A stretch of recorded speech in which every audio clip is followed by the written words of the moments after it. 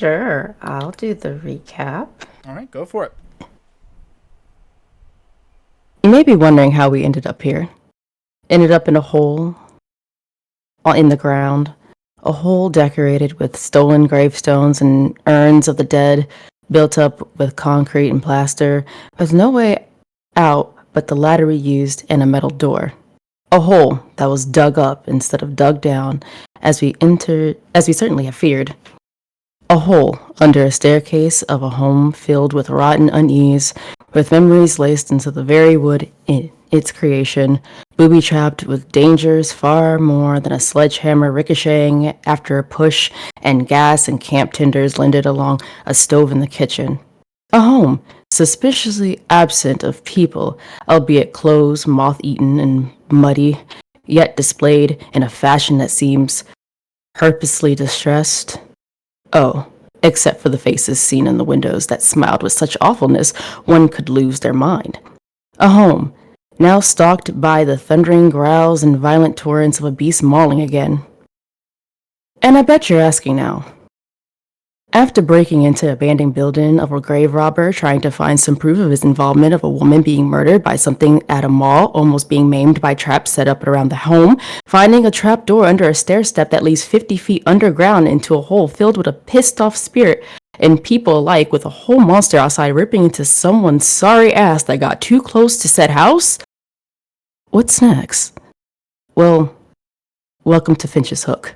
Let's find out. Go ahead and give yourself that 1d10 roll for a luck increase.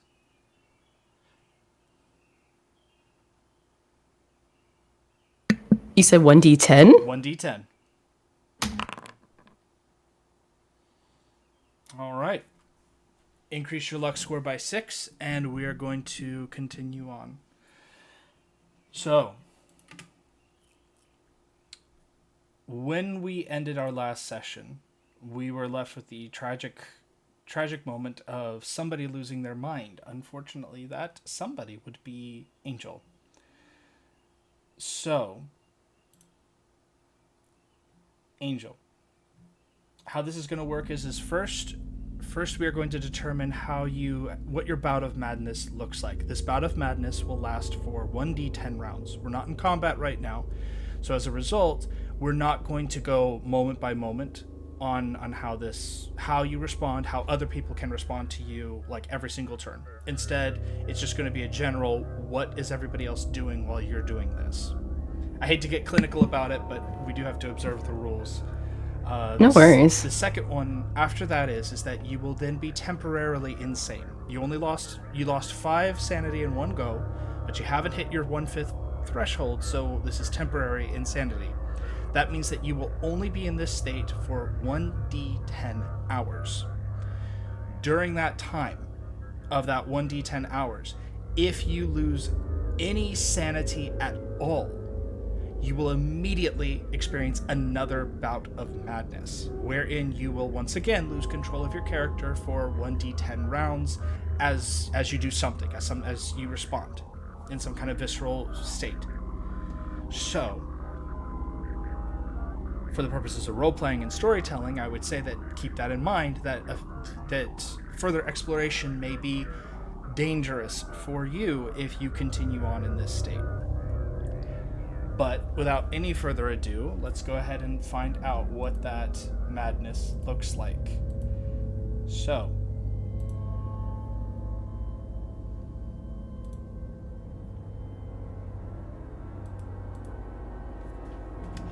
we're going to have you first roll 1d10 to determine how long this bout of insanity is going to last. You're going to roll it.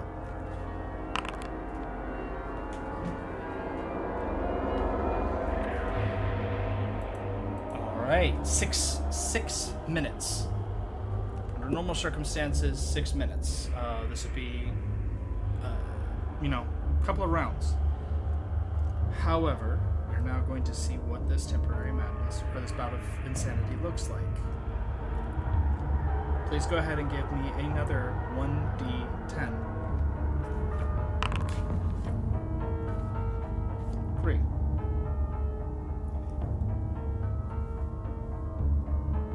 Immediately, after seeing this face, you feel in the pit of your stomach the overwhelming sense of fight or flight kicking in.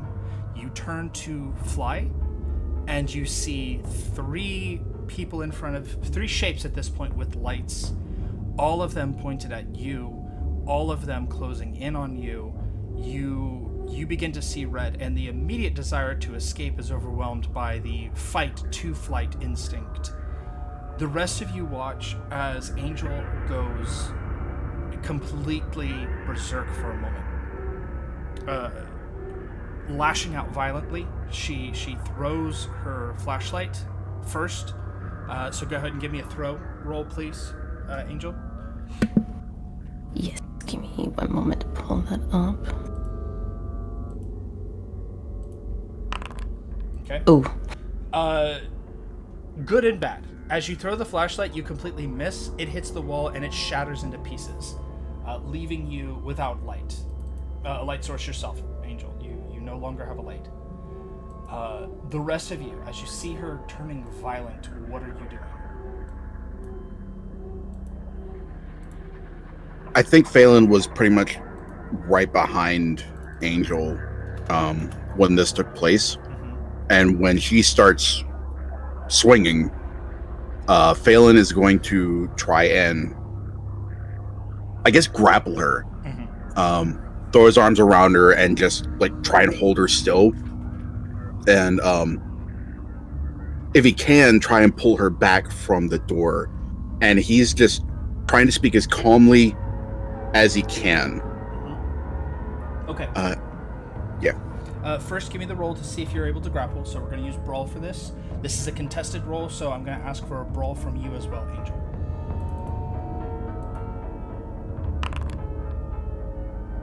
All right, you need to beat a regular success there, Phelan. You tied. Give me a second here. Okay. You actually did better, though, with your roll. You're both even, though. I'm actually going to have to rule that Angel breaks away. Angel, you fling your hands out. You don't do any damage. Thankfully, you do not do any damage this time. But Phelan, you're not actually able to get a grab on her. Venus, Edward, I'm going to go ahead and give you both an opportunity to try to do something before we continue.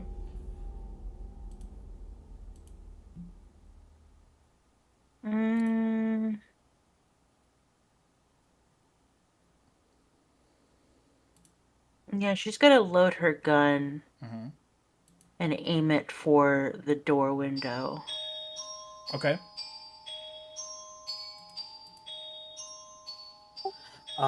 And Edward's going to attempt to talk Angel down. Okay. Go ahead and give me, and I know this is going to be difficult, but go ahead and give me a psychoanalysis roll.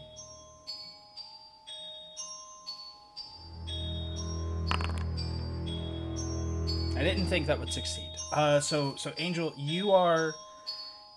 one of them is talking to you, and you can hear what, like, he's saying something, and backing away. It looks like a little bit there, so it's giving you kind of a moment to breathe. But what's coming out of his mouth is somehow only riling you up more. At this point, without any kind of weapon immediately to hand, I'm going to ask for one brawl check from you. Whatever happens after this is kind of the conclusion of this temporary insanity. But yes, go ahead and give me a brawl roll, please. Okay, that is a success. Roll for me a 1d3. Here's how this is going to work. Deke is 1. Venus is... Edward is 2. And Venus is 3. This is going to be the target of your attack. Can you repeat that? The number? You said Phelan's 1. 1. Ed is 2. Yep, Ed is 2. Venus is 3. Okay. Okay, so you lash out at the person who has a weapon up, which actually makes the most sense in this case. You see a gun coming up. You throw hands at the person with the gun. Venus, you have a chance now to either try to dodge, basically, like, you can't hit back because you've got a gun. You can't use that as a weapon. It's not a melee weapon, so you can't really hit back. So you can either try to get out of the way and just avoid conflict altogether, or you can take the hit. Yeah, I mean, if she can't use it to use the butt of her gun, then I guess she'll dodge. Okay, go ahead and give me that dodge roll, please. You just need a success to get out of the way. Probably not. This is a low roll. Hold on. I'm gonna spend one luck to pass. Okay. You see her coming at you. You have the gun in your hand, and that moment of hesitation almost cost you because you got a gun. You see somebody lurching at you from that area. You're aiming the gun, and there's that moment where you have to stop yourself from pulling the trigger. And just at that same moment, as she reaches in to kind of just clock you right in the face, you duck out of the way. All you get, Angel, is air. And you stumble forward, you hit the ground for a moment, you kind of slide across these very smooth tombstone tiles, and then you begin to come back to yourself. As you hit that cool ground, it kind of brushes up against your face, and you start to lose some of this initial anger and violence and fear-based violence. Man, get up. Go ahead. Oh, she just kind of looks at it. She goes, man, get up. I'm tired. Laying there on the floor, panting now, I need you to go ahead and give me the 1d10 to see how long your temporary insanity will last. 8 hours. So you will, if you experience anything that costs sanity for the next 8 hours, you will immediately fall back into a new bout of madness. At which point, we'll do another roll, things will proceed forward. You can end this early by either having somebody use a successful psychoanalysis check on you, or by resting in a safe location. Who even has good psychoanalysis? None of you do. You all got a 1 in that one. Great.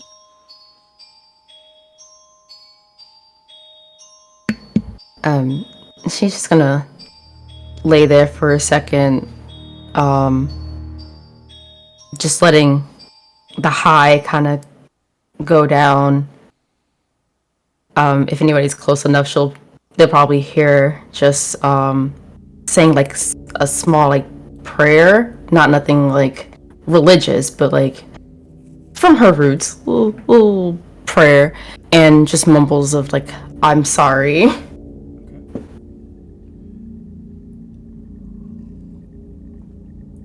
Those of you who are still standing, real quick, I'm going to actually give this one to you, Venus. You have a clear look at the door with the glass in there. What do you want to do about that? Nothing has moved up there. Yeah, she's not going to shoot yet, but she will keep her eyes trained on it with her flashlight. So when she hears somebody, she says, "Don't say sorry. Give me results." And she's trying to keep an eye on it, so she'll say, "Keep her out of the way. If this thing gets out the door, I'll blow him." Thankfully, you can see this with your flashlight, and we're going to actually move your token there, just for the sake of verisimilitude. You can see that this thing does, in fact, have a locking mechanism on your side. So, it's not a full-on lock, but it's a heavy latch. The latch has not moved, it has not lifted, no attempts to open the door have been made, and this is a big, heavy metal door. If you wanted to, you could find some way, probably to jury-rig this to latch it closed, so if something tried on the other side to open the door, they wouldn't be able to, at least not with ease. Yeah, she's gonna try and do that, and then she'll probably give one of her hair scarves over to the guys to tell them to, she'll toss it over and be like, "Cover Angel's eyes."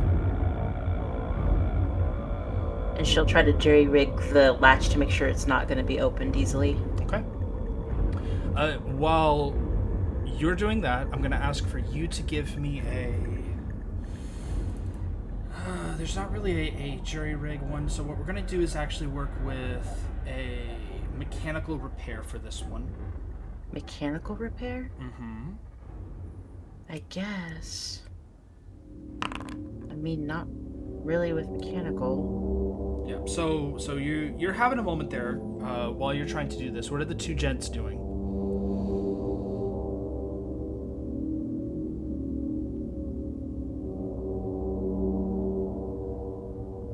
I think Phelan's kind of just sat there next to Angel, trying to figure out what the hell just happened, how we fix it.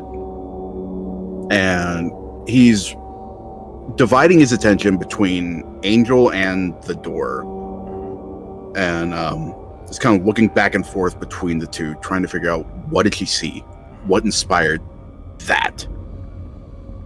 And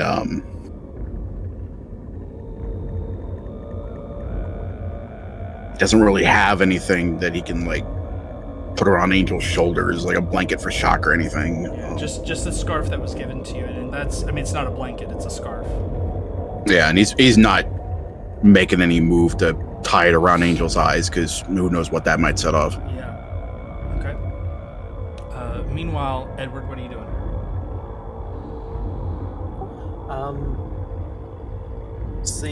Edward will go ahead and help Venus with the door, since Phelan has Angel covered. Mm-hmm. Don't look at the window, just at the latch. Don't you have like a hairpin or something to... Yeah, let me just... And she's like kind of fishing around through her fro a little bit and untucks a pin to give it to Ed. Ed, I'm going to ask for a POW check when she says don't look in the window. Because Why? The first thing most humans would want to do is look at the window. Why?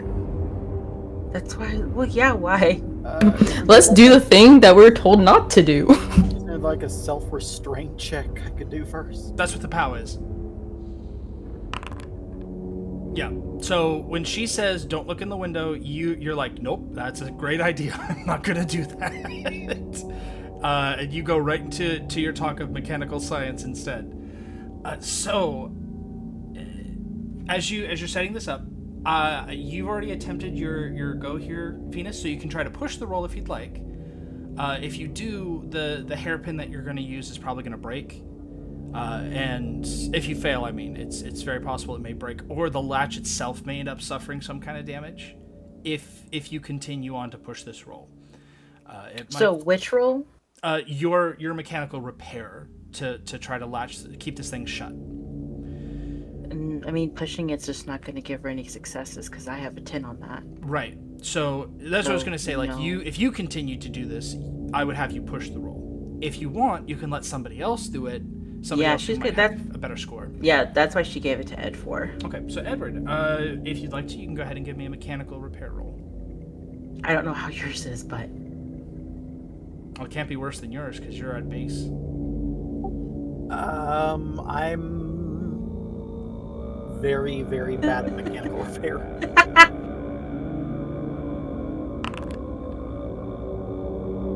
I will spend luck on this. Okay, go ahead How much luck you have to spend? Get that luck. Okay, that's not too many luck points. Yeah, seven points isn't too bad. So you take the pin. You actually see a couple of things lying around that appear to be more like tools, as opposed to part of whatever kind of collection this is, gruesome collection that it is. Taking those tools, you kind of create this bar across that holds the latch in place, and you give the latch a good tug or two, and you feel secure that it is not going to lift easy. If there is something on the other side that attempts to open this door, then it will have to make a serious strength check, probably a hard check or higher, to get it open. You feel confident about that? Well, now that you say it like that, it makes me very nervous, because if we need to go through that door, we'll have to perform a hard check. Well, you can dismantle it on your side. You just can't. Oh, okay. It's just the thing on the other side now, it has to push against the door. It's a big metal door, so it's going to be difficult to do.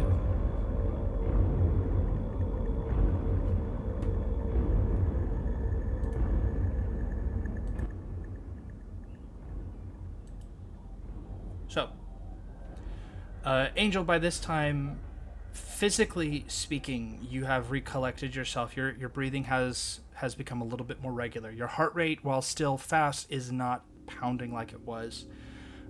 You are in a state where you can move around and actually do things. Thankfully, you are not suffering from any kind of phobias or manias, so your rolls are fine mechanically. But again, if you suffer any kind of sanity loss, it is an immediate relapse. Okay. And she's gonna kind of get up off the ground and have like her guitar a bit more tucked closely to her, because that's gonna give her a little comfort from what's happening here. She's not gonna look at the door. She's more so like eyeing the ladder at this point.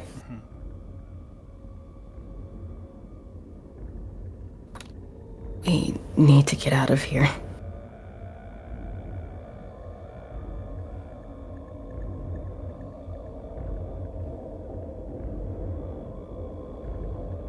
Like moments ago, we need to get out of here.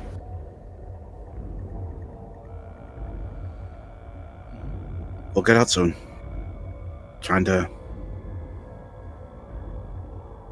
figure things out. Right, figure things out. How's that going?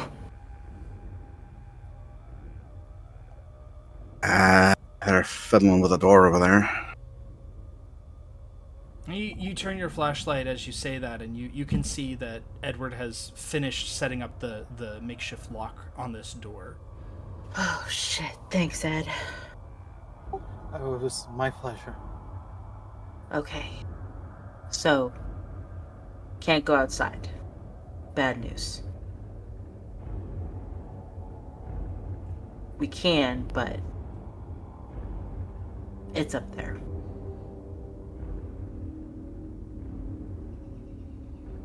It was close to the front door. I don't know if it came in yet. I don't know if... And she kind of like looks to her walkie-talkie. Is she able to get any kind of service or reception? When you turn it on and make a few cursory calls, like nothing goes through. You're deep underground at this point. Shit. Ed's gonna go ahead and turn on his portable radio, because even though if he can't get a signal, he might pick up the pirate signal, because we are not 100% sure where it's broadcasting from. Okay. So, Give me. True. Tell you what. Go ahead and give me a luck roll.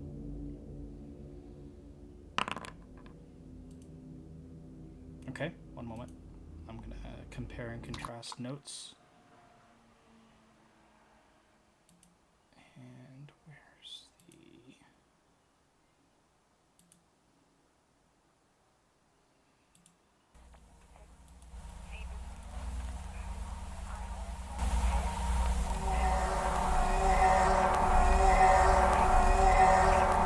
You get something, but you're not quite sure what it is. I think we're done with that.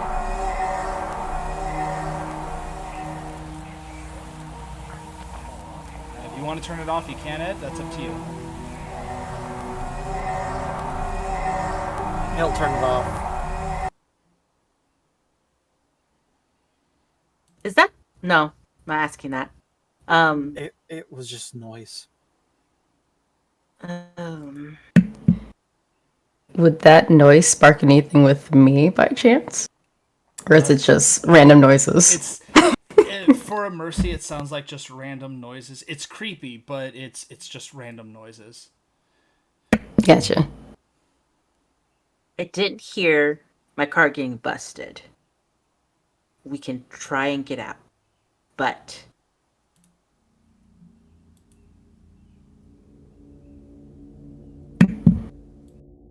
So what, we're stuck here? We don't gotta be. Well, there's something outside the house, and now there's something down here. I'd rather be with the thing outside the house, to be honest. That's where my car's at. I'd rather get out of here as soon as possible. What about, and if you're okay with it, Angel, seeing it's not going to give you good results. You already don't feel good. If we cover your eyes with consent, maybe that'll help. And you can trust us to get you out of here. No. Anybody walking around with their eyes closed in this fucking death trap is not gonna end well. If her eyes are open and she catches that thing in her sights, who knows what's going to happen? Then we'll deal with it. But at least she won't fall and break her neck because she couldn't see where she was going. We will be guiding her. That's what I meant by trusting us. The house is booby-trapped. Unless you're all watching, it can be terrible for all of us. Trapdoor is near the front door, isn't it? It was on the staircase landing. Yeah, so we just go down the rest of the staircase. Be very careful. We go on ahead. Blast that thing if need, and then get in the car. How far did you park away from the house? And she looks at both of them. It's about halfway up the drive, as a reminder to you guys. So it was about, I would say, a good couple of yards, maybe about 20, 30 yards away from the house. Just off the side of where we all got out. Okay, so a brief sprint. Mm-hmm. That's the best plan I got.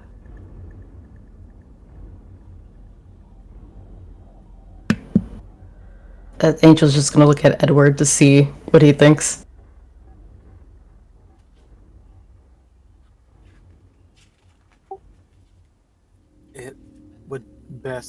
It would be in our best interest to probably get out of this house. Mm-hmm. But it would be a waste if we don't look around just a little longer for what we came to find. What did we come to find?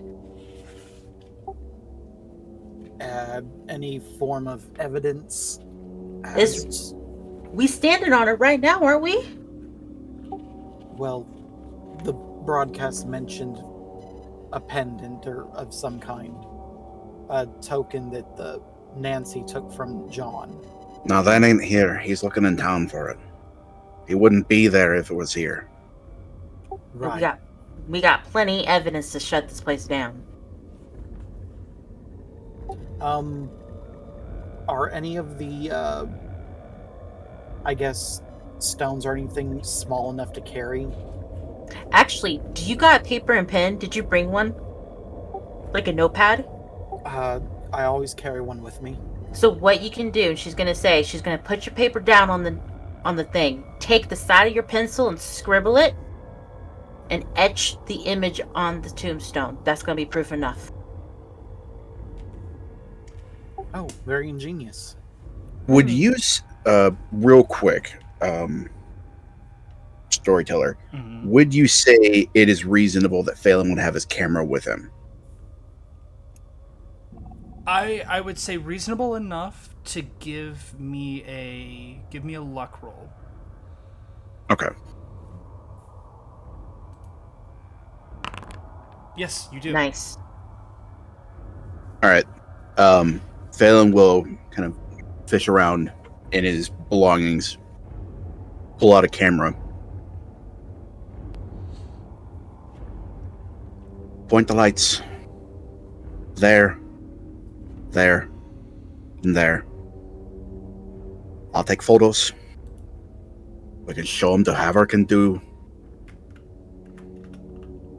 All right. Because we're not walking out of here with a fucking gravestone. That's just gonna make us look bad. I agree. Can't have dead weight.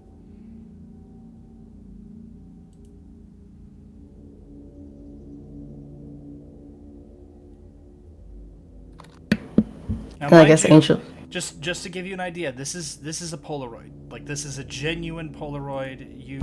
You are going to pull it out. You're going to take a picture. It's going to snap. It's going to print. This is a Polaroid camera. So it is. Please do not shake. Please do not shake. It's going to make noise. Is the main thing? Is that it is going to make noise, and there's going to be a bright flash. How loud? In a dead silent room, it's going to be noisy. It's going to be noisy. Oh, is that monster gonna hear? I mean, we've been speaking and rattling around out here. That's true. Like, our voices have to be louder than the Polaroid, and they're also about the same. Yeah. So. And they're kind of like in the room. So she'll position their backs, because I think what way is Angel and Phelan facing? Are they facing like the middle, or are they facing like towards the door? Angel's facing towards the ladder. Towards the ladder. They came in. So then Angel's gonna like move in vision of the door, so that way if Angel looks up, she's just gonna see Venus. Okay, now take the picture. Just in case these. Alright, so you take that picture. And Fro's gonna hide it. It is an interminable amount of time as you hear the zzz, as it processes it. It feels like it takes forever because of the noise that it makes. And when everything falls silent again and the picture comes out, you have the Polaroid snapshot in your hand.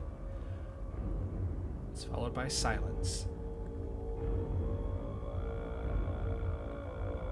Angel, I would like, as you're looking down and away, you actually hear something on the ladder.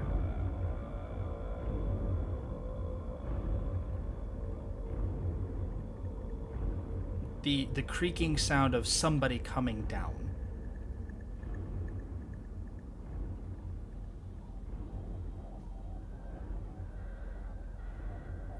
She is definitely clenching her fists again, ready, at the ready. But a bit more mindful after what just happened.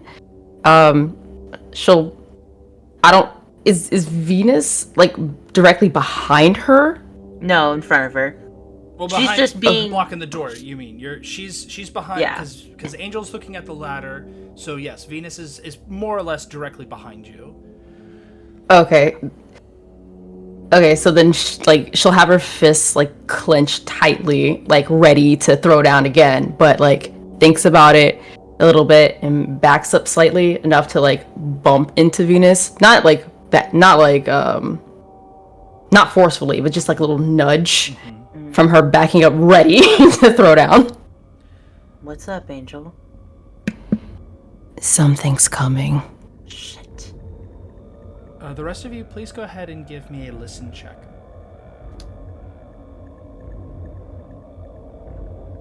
Give me my drums. It's not like... Okay, here we go. Man! Venus, you don't hear anything. Ed and Phelan, you don't hear anything. What? Oh. Great. Phelan will look over at Angel kind of quizzically. And it'll step over closer to where she stood and listen for a second. I don't hear anything. Yeah, you do not hear anything. Angel, give me an intelligence roll, please. Okay. I'm going to give you this one for free. Because this is also something that can happen during temporary and indefinite insanity. You may be suffering, as he says that, as you kind of look at the quizzical looks of everybody else, knowing what you know and the kind of moments that you have, this doesn't feel like that. Instead, this may in fact be just you hearing things. You're hopped up right now on adrenaline. You had a moment. You may in fact be hearing things. So, you can try to dispel this delusion by making a check. If it's successful, it's basically a reality check. If it's successful, then if this is a delusion, it will disappear. If it's not a delusion, then it will remain, and any kind of ill effects that go along with it, if there are any, will continue to apply.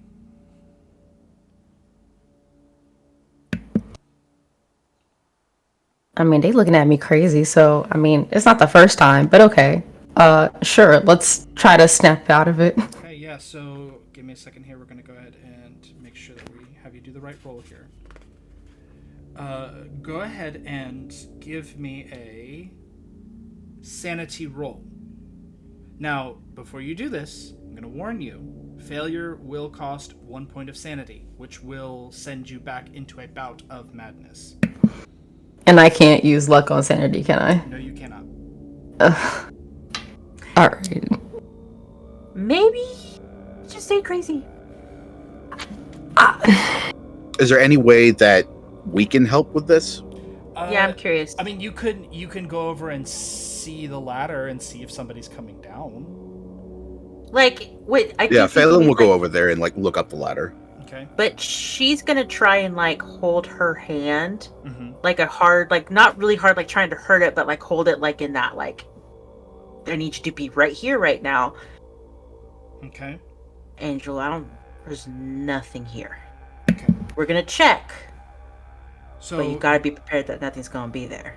Phelan, you go over and look up the ladder. There is nothing coming down that ladder. You shine the light up there. It's dark. It's musty. It is dirty, but it is the same as when you came down.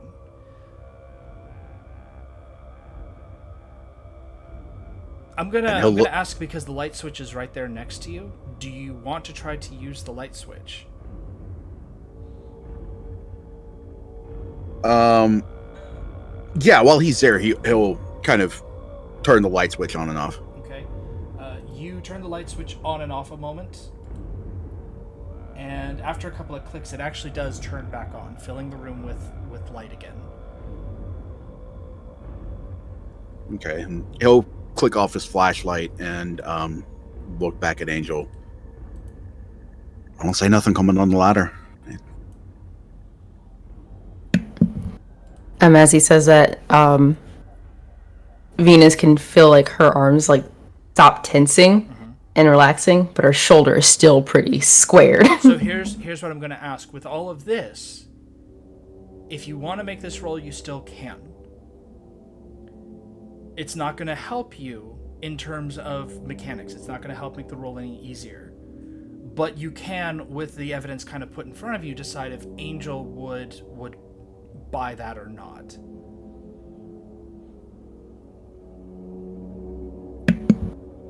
Nah, a little bit of skepticism keeps her alive. Okay, so yeah, if you want to, then go ahead and give me that sanity roll, please. Oh, I'm making the sanity roll to believe in him?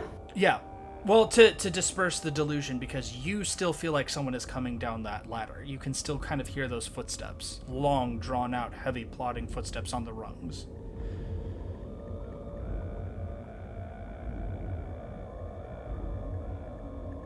So what I'm saying is you can make the check to try to give yourself a reality check, or you can just say, like in character as opposed to a mechanic, just be like, all the evidence points to it right now. I'm just going to try to convince myself that whatever I'm hearing is not real, without actually doing the reality check. Basically, you're going to continue, if this is a delusion, you will continue to suffer from a delusion. But roleplay wise, you're kind of leaning into your trust with these people. I'm not gonna roll. Okay. So the only thing is that if you don't dispel it and it does escalate, then it will be treated as if it's real. That. So That's how it traps them. yeah. So for instance, if something comes down that ladder and you're the only one who sees it, if it is something that will cost you sanity, you will have to make a sanity check against that instead.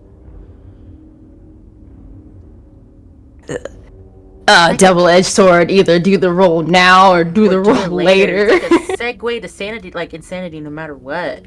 Yeah, like in this case, my character would be like, you know what? If you say it, sure, but you know, I'm still skeptical, so I'll pretend that everything's okay, but I'm gonna keep this idea that yeah, something is coming at me, but okay, I'll do the roll. Okay, go ahead and give me that roll, please.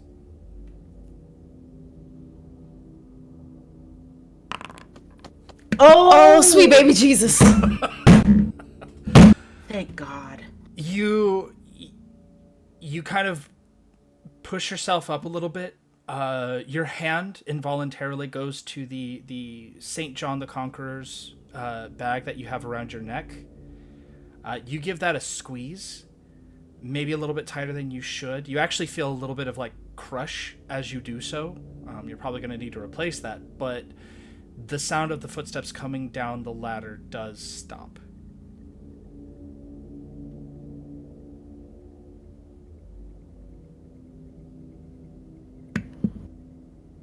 Okay. You good? Are any of us good? Are you okay?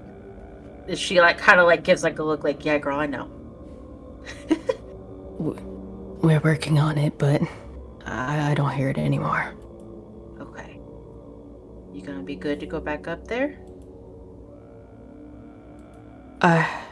We don't really have a choice at this moment. Not really, no. But I So- just wanted to ask to be polite. But let me go on ahead first. All right. As long as you're not swinging on me, you're good in my book. Alright, what order we want to be in? Because isn't this kind of cramped? Yeah, it's single file ladder climb. I'll go first. I want Angel to be in the middle somewhere.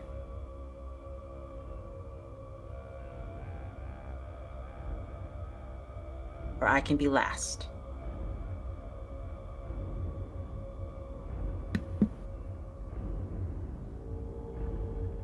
Well, regardless who's going before or after Angel, she's grabbing on somebody's hand just to make sure she's stuck with reality, while the other one's kind of like To gripping understand- her.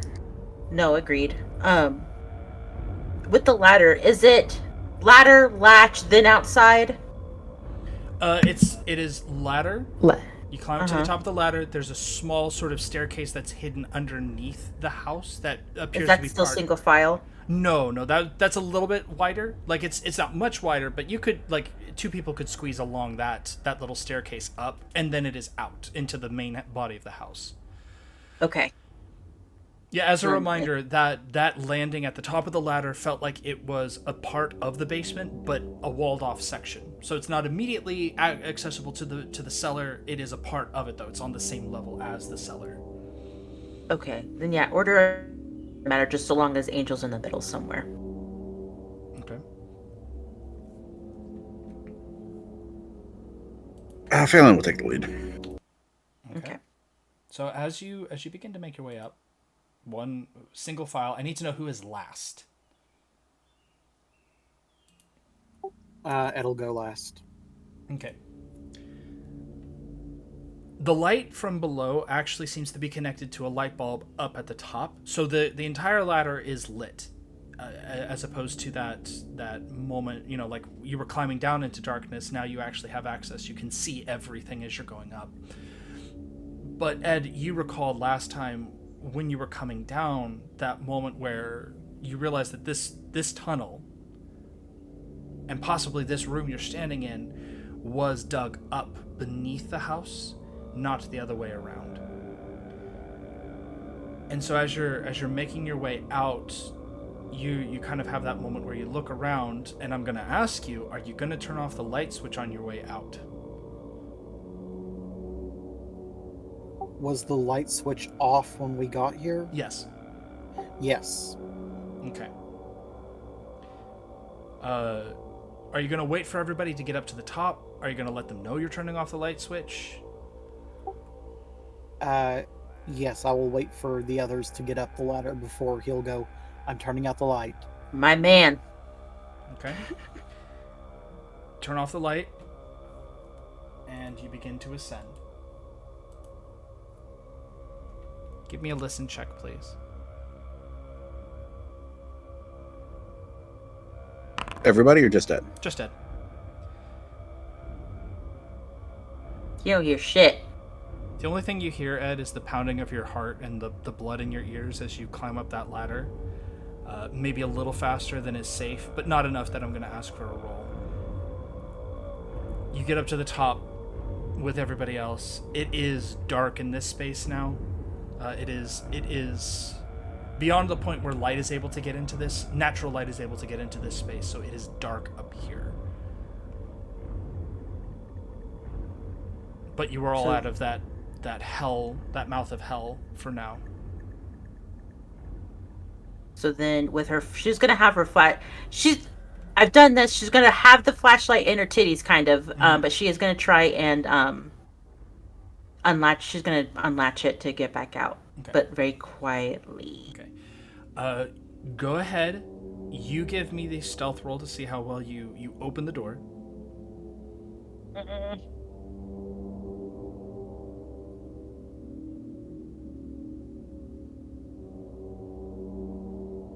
Hold on, let me see if I remember where it's at, because I'm super smart. Okay, yeah. My rolls are so ass. So it falls out of your grip as you're trying to steady it, and it swings and slams against the wall with a thunderous bang. Fuck, damn shit. God damn it. She's like trying to peek out a little bit. It is. You can see the door. The door is still open the way you guys left it because you did not shut it. Actually, no, you didn't go out the door. You came in through a window. I apologize. Yeah. The door is shut. The door is closed. Cool. The window that you came in through is still broken open. You can hear the sound of rain outside. It is deep twilight at this point. She like makes a hand gesture to go up. It's quiet. She like slowly like slithers out of that hole.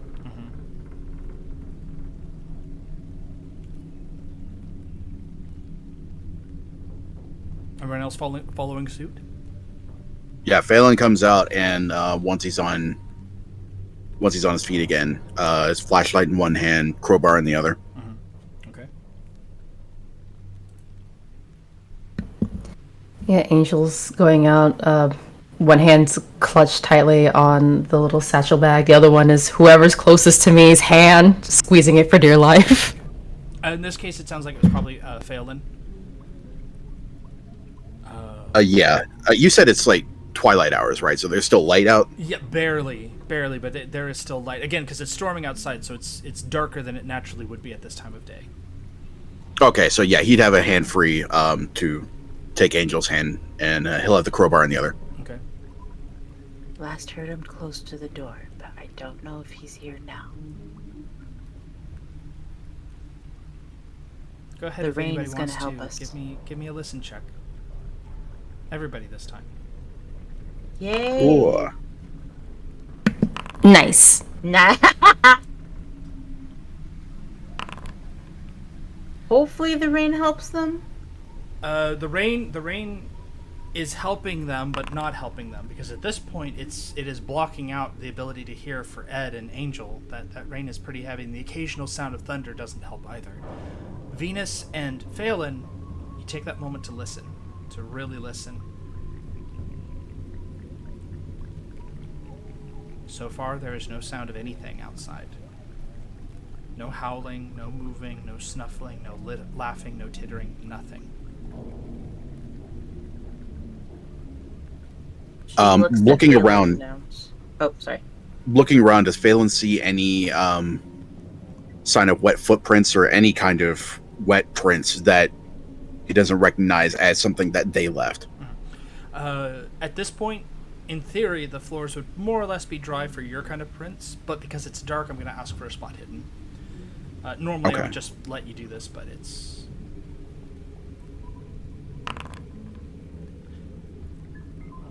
You do not see any sign of footprints in this area. Okay, good. If we're quiet during the rain, it might not hear us. Well, the good news is, don't hear anything moving around outside. Doesn't seem like anything's come inside either. I don't hear anything either. So quiet, smooth, outside, car?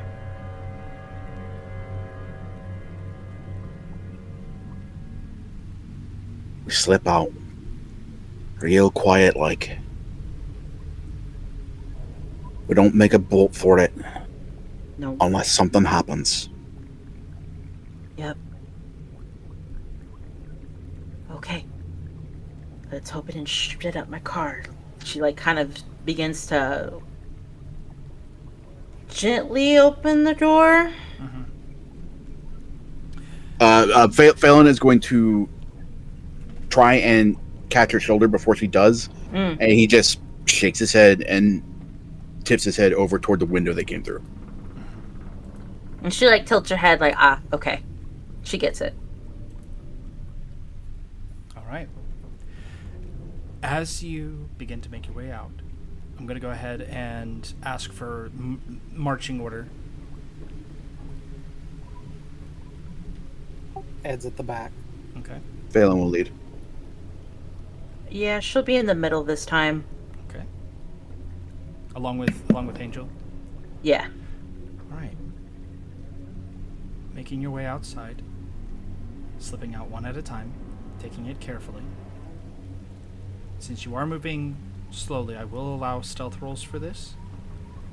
The rain is helping, so rather than give you a bonus on this, like a +1 to the roll, I'm instead going to say, if you make the stealth roll, you can subtract 20 from the roll. So whatever the score is, subtract 20. Okay.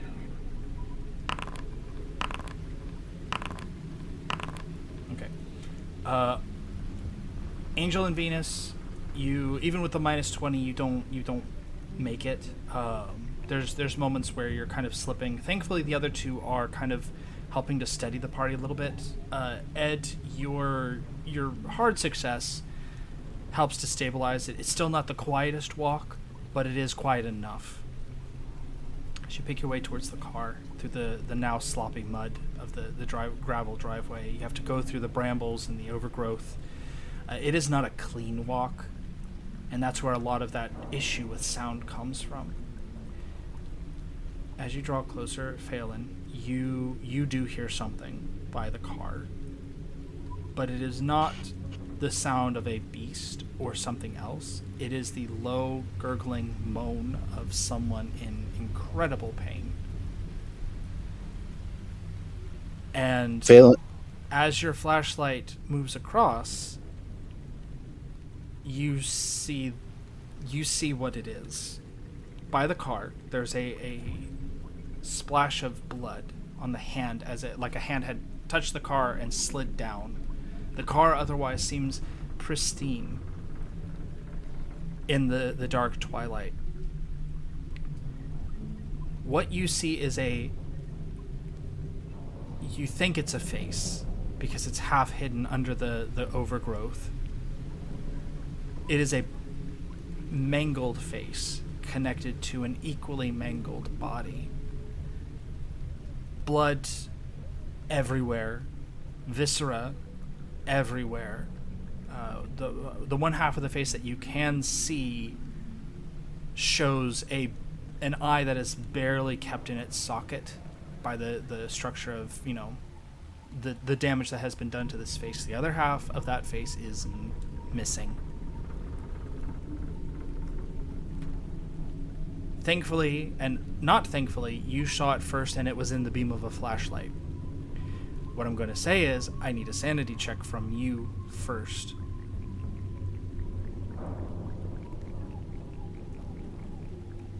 Okay. Ooh, and I'm immune to sanity losses for those. Ooh, nice. Ooh, same. So, Phelan, you still lose 1 point of sanity seeing this. This goes beyond a human being that's been stabbed or beaten to death. This is very much like what you saw in the parking lot, what you saw happen to Nancy. And now I'm going to ask for you to give me a hard intelligence check. Okay. There is an intake of air, like you stop, and there's that kind of moment when you see this, which alerts the rest of you that he has seen something in the dark in the beam of his flashlight. Thankfully, you are going behind each other, so you have the ability to kind of avoid this. Yeah, Venus was expecting that because she did hear him dying. So, no! She does kind of like, she stomps in her feet to like stay still, and she makes sure that Angel is like right behind her back to kind of be obscured. Okay. And she'll be like, Okay. not yet. Phelan, this person is unrecognizable. You have no clue who this person is. The absolute state that this body is in, and they're still, like, the jaw is still trying to speak, and with that, through the rain, you hear a voice gurgling out,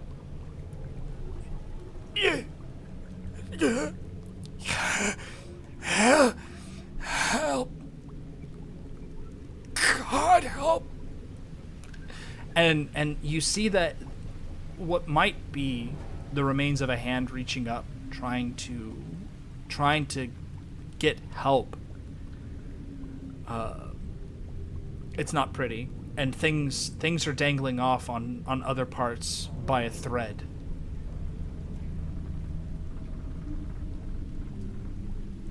Do I recognize the voice at all?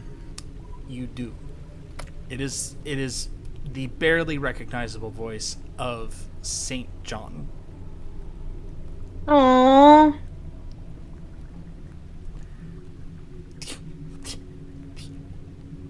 The amulet. That damn thing. And then that is the last thing he utters before he falls into an inert mass.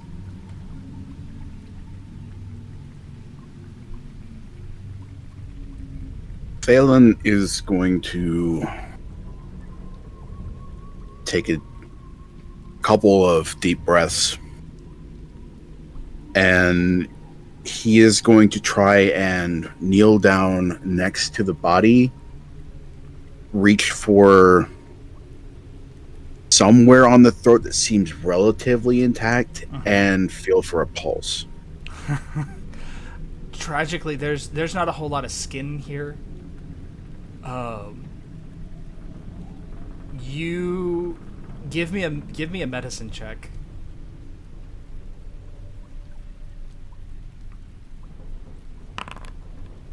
Yeah, your hand comes away bloody. Like, if you don't know much about human anatomy or medicine, but you're fairly certain this man is dead. The rest of you, go ahead and give me a listen check, please.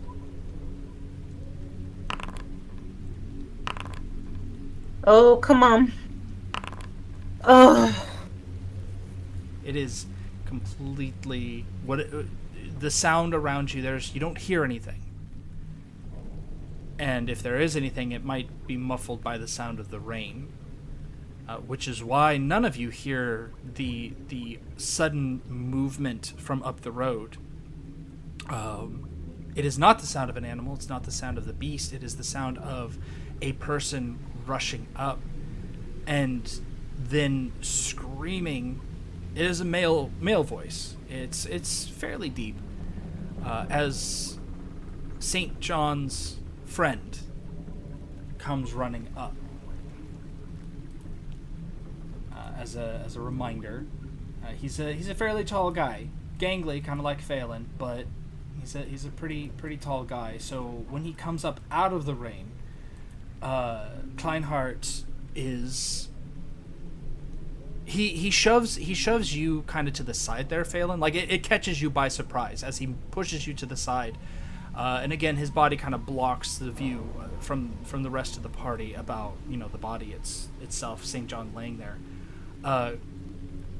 he like doesn't touch him, but he does like hover over him in a fit of despair. I would like from you, Phelan, because you're there immediately looking at him and kind of have a chance to see his face. Give me a psychology roll. Not psychoanalysis, a psychology roll. Okay, let's see.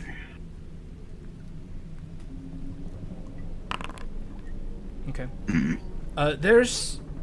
There's abject horror on this man's face that kind of covers anything else. He is absolutely terrified about what he's seeing here.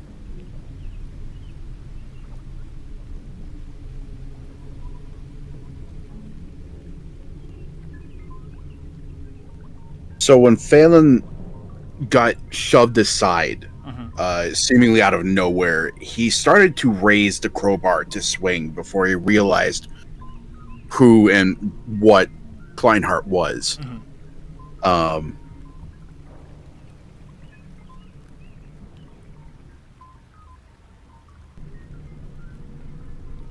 As he watches this, his grip tightens on the crowbar in his hand.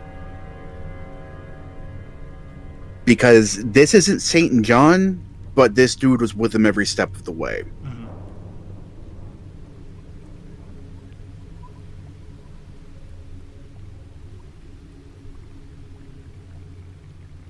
And he is going to relax his grip on the crowbar and with his free hand grab Kleinhardt by the shirt and tug him around to face him.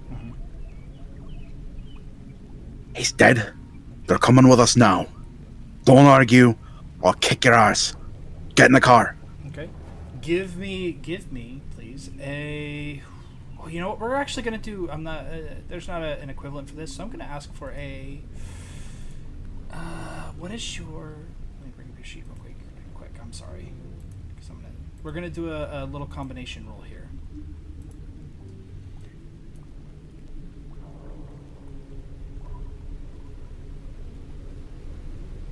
Yeah, you've got a pretty decent POW and a pretty decent size. So what I'm gonna ask for here is, oh, you know what? No, it does exist. I've never had you guys do one of these. That's why I forgot it exists. Give me an intimidate roll.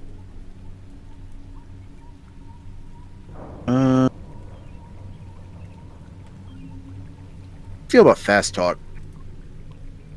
Tell you what, we'll split the difference here. Intimidate. What's your fast talk score? Fast talk is 75. 75. Intimidate is 15. Tell you what, we're gonna take the average here. Okay. So let me just double check real quick, because you're right. It's a little bit of both. Like, you're trying to scare him, but it's more like just getting him into the car, getting him away. So we'll combine the two. 15 plus 75 for fast talk, you said? Okay, divided by 2. 45. Give me a 1d100. You need to roll below a 45 to be successful. Mind you, he also has the... This is a contest, so he could fail outright as well. Okay. And probably in the middle of that like little thing where they're like shoving each other and whatever, she's using the opportunity to guide Angel into the car. Okay. All right, so he's gonna roll. Give me a second here, because if he fails, then nothing really happens. Okay. He also failed. He failed at about the same level you did, actually. So he seems more stunned than anything else. It's not like he's resisting, but he just is in shock at this point. Can I push this? You can. If you do it, it might escalate. Okay. I am willing to risk it. When he doesn't react, when he just gives me that deer in the headlights look, Phelan's gonna slap him across the face. Okay. Like, not heavy slap, but just like real sharp, like. Yeah, enough to get his attention. Go ahead and give me that push roll. So another 1d100. You got to beat a 45 for realsies this time. Okay. Oh no. as you slap him, like that seems to kind of trigger something in him. He shoves away from you. So it's going to be a brawl on his part. This is more of a defensive maneuver to get away, but it is technically going to deal damage if it's successful. So give me a second. We're going to do a roll for him.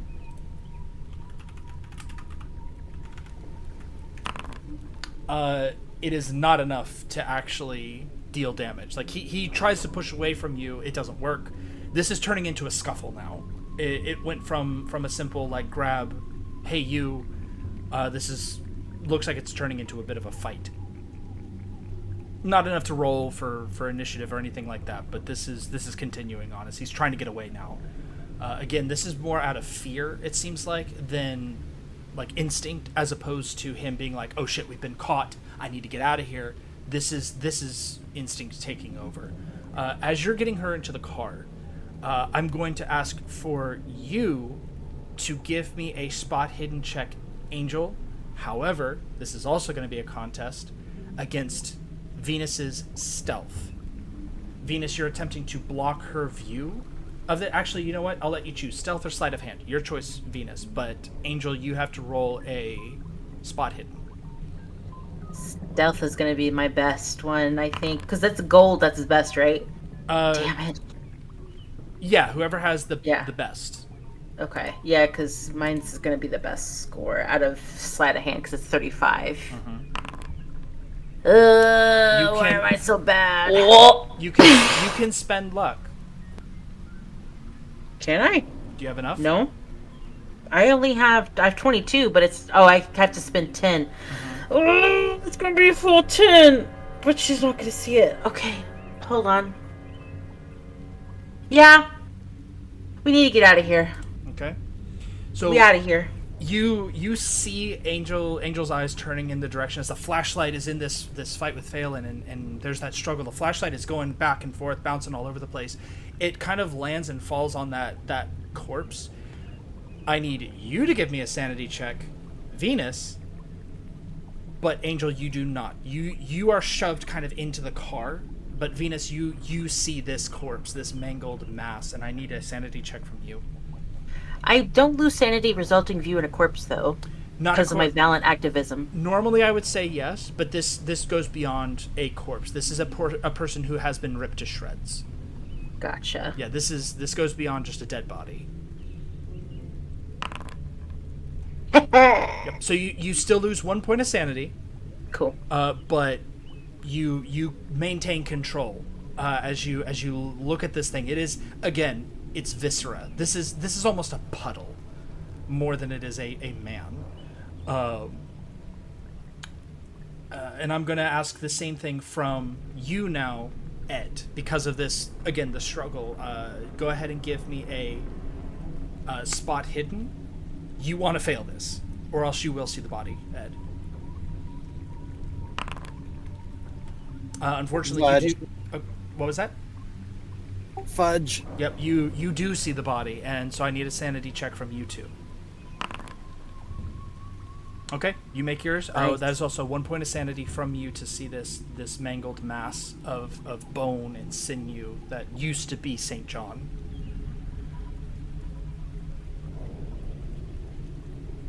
Meanwhile, during this scuffle, Venus, you are in the car. You know, there's that brief moment where Gemini kind of catches on the door a little bit, and Venus like adjusts, pushes it in behind you, or pushes Gemini in behind you. You are in the back seat. What is Angel doing?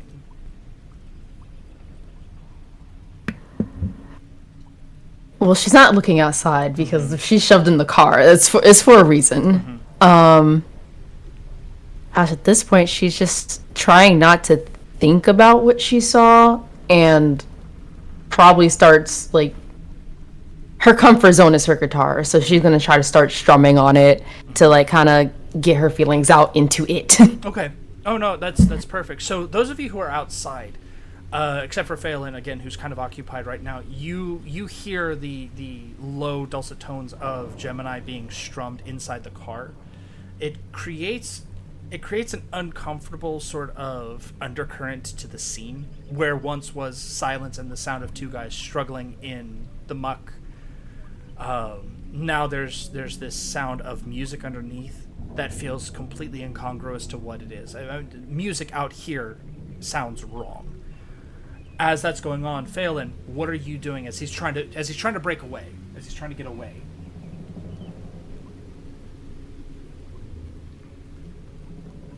Phelan's going to bring up the crowbar and try and knock him out. Okay. Go ahead and give me that brawl, please.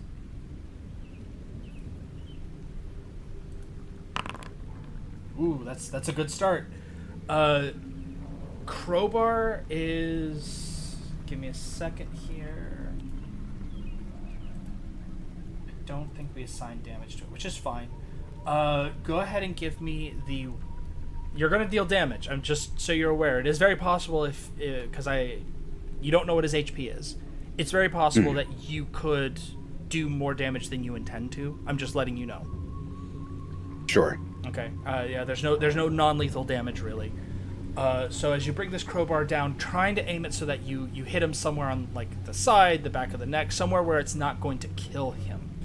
Go ahead and give me a 1d4, please. Plus your damage bonus. Oh, you don't have a damage bonus, so just 1d4. Okay. Okay. There's a crack on the back of the head. He collapses to the ground, just barely missing his friend's body as he does so. But a quick glance lets you know that he is still breathing. Bastard. And Phelan is going to grab hold of Kleinhardt and drag him around the back to the trunk, or wherever the trunk is on these things. I don't know how old this car is, but he's gonna like stage whisper up to Venus, "Open the boot! Did you really just Open the boot!" Okay, yeah, okay. And she's just like, I'm not gonna argue with it. Let's just go. I'm ready to leave. She opens the boot. I'm double checking to see if the 1970 Aston Martin actually has a trunk. Just for fun, because that would actually be really funny if there is no in fact trunk. Shoot, I got a rope hog tie him to the ceiling. That's the roof. Like whole furniture. Okay, thankfully there is in fact a trunk. It is a tight fit for a guy his size, but there is a trunk. Nice. All right, so Phelan's gonna stuff him in there so that limbs don't get caught in the door as he closes it, and then he's gonna get in the back of the car, just breathing real hard, eyes a little wide, and he's gonna whisper, "Go, go, go, go, go, go." Okay. Let's wait till Ed gets in. Yeah, we can't leave Ed. Or Ed's go not outside. yet. Ed, at this point, I'm gonna ask, like, is Ed doing anything else, or would he have been trying to get into the car himself?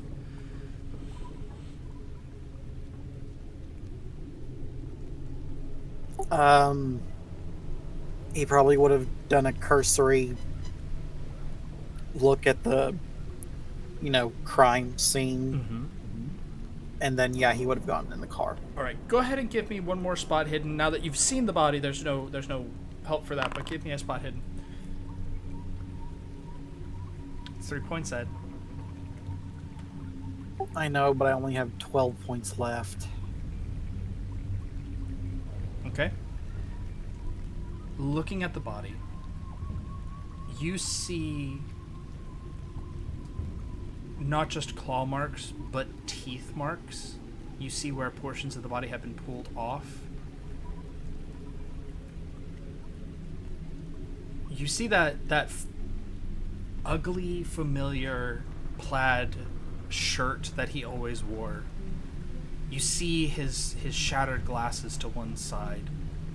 You see the mess that he has become.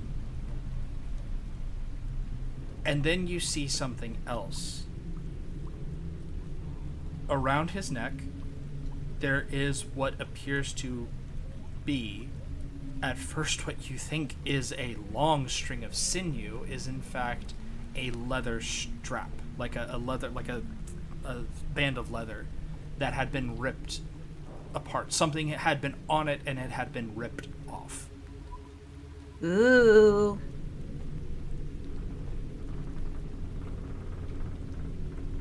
Is there anything attached to it? No, whatever was attached to it is gone.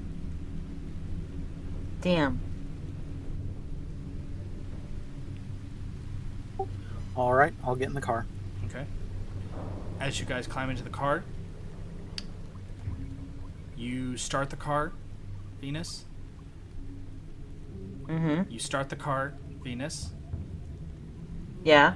You Oh God. Oh yeah, she been started. you're trying to start the car, Venus.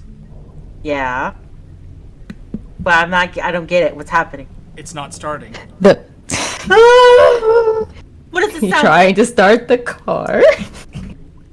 And then Does it sound like an engine failure or... and then it starts. I hate you. When you go to back out, there is the awful sensation of a car not moving when you throw it into reverse because you're caught up in brambles. You're stuck underneath a lot of overgrowth, and this is not a car that is built for that kind of terrain. It is slow going getting yourself out of that muck, but the Aston Martin, for being a British car, does admirably well, Phelan. And eventually you do pull off the ground. I'm going to determine how long this takes. I would like a drive auto from you, Venus.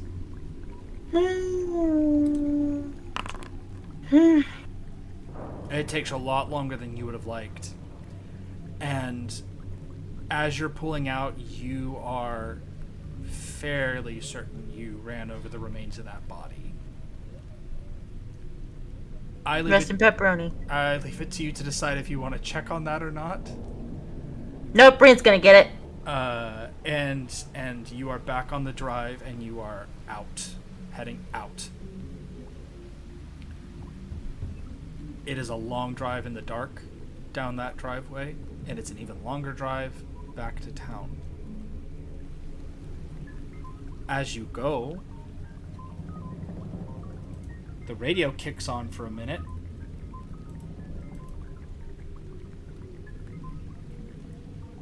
Give me a second.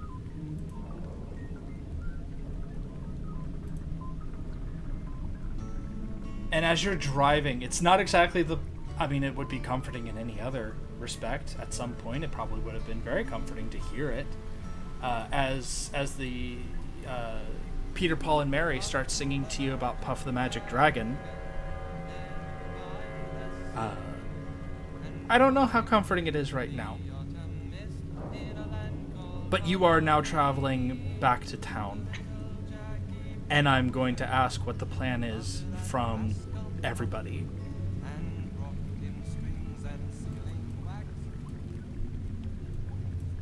Well, considering we have a whole body in the trunk, she's gonna propose to go back to her place, so that way it brings up the least amount of questions. Are you sure your place is safest? Are you asking me? I am asking you. Safe enough. Unless you want to bunk with your aunties. I'm not taking that bastard back home with me. Then I'm taking him with me then. Perfect. As they're Except that's the place where the cops know to look. as they're arguing, Angel's just gonna sing along, and then from the frustrating playing she was playing on her guitar, she's now playing Puff of the Dragon on it. They got no reason to look back here because they don't know we were there. I'm not sure Miss Ichihara would let me have women up in my room. And another body. So yeah, we're going to my place until otherwise spoken. Y'all live like Go bums. someplace else. No, I'm going where it's safe, where it's not dark, and where y'all don't live like bums. The police don't know that we went there. As far as they're concerned, we minded our own business this entire night. Yeah, except the cops know you know something that's going on weird around town. but they don't And know I about don't know this if the house. cops ever drop in on you uninvited. They don't. And last I checked, I wasn't the one that just gave a little 214 and shoved him in my trunk. My car, my rules. We going back to my place. You don't give me a choice. Who's got the highest luck roll out of all of you? I have 12. 9. 63. Yeah, that'd be Angel then. Angel, please give me a luck roll. I decide. Yeah, the one that just went about badness playing Puff of the Dragon in the back of the car, Days, is going to be rolling. That song ended and it's now switched over to I See a Bad Moon Rising. Oh, there we Oh, That's my favorite. We're going to do that smooth transition, playing that song now. Okay. There's a moment where all of a sudden you all see the very familiar, very upsetting red and blue lights behind you and hear a siren going off. Shit. I cannot believe you're about to do this to us.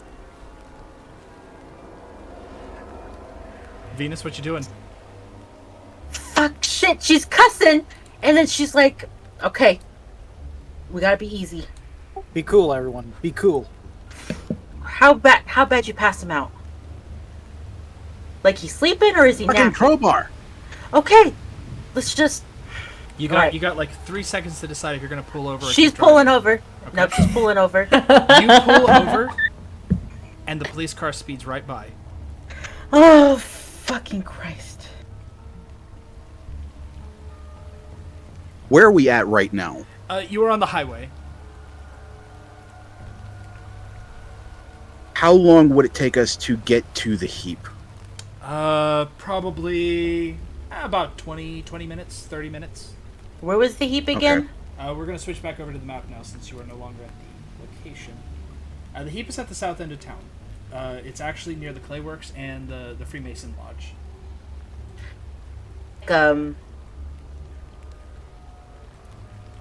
Wait, was it near the woods? No, it's Not. It's not. It's I need to not look directly next to them. It's like where Ichihara is, but a little more north in that little area. Yeah. Once you guys move over to the map, you'll be able to see where the heap is. It's- Yeah, because I'm like, if it's anywhere near the woods, I'm going to say fuck you and fuck that. it's We're down not here. going. I'm still stuck at 18% for some reason. Hang on. That's because you never left. Done. Ooh, what's playing on the radio now? It is now Painted Black by the Rolling Stones. Oh man, she's gonna jam out to that one. That's her favorite. That's one of her favorites. Being obnoxious in the back of this car. Oh yeah, it's a ways away from the woods. Okay. So after the cop passes, Phelan's gonna let out a slow breath. We need to go to the heap. It's actually not too far from Angel's studio. Not that I'm denying you, but why?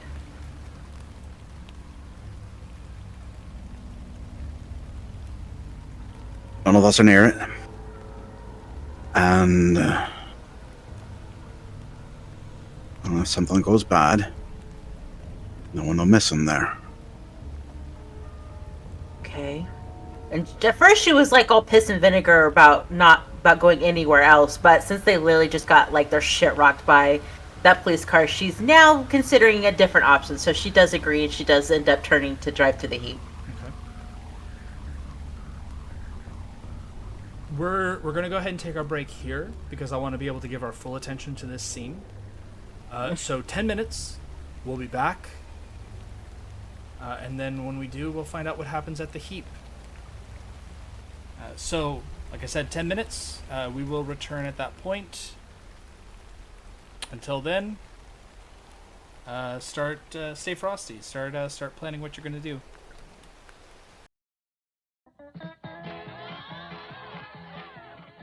Good evening. It's intermission time, and during the next 10 minutes, we invite you to visit our refreshment stand located in the center of the drive-in. Our service is friendly and quick. You'll find hot dogs, hamburgers, pizza, your favorite candies, hot and cold beverages, and other delicious snacks. So add to your fun of watching the movie. Visit our refreshment stand right now during our 10-minute intermission. We're glad to have you with us tonight, and we hope you'll come to see us often. It's great to get out to the movies.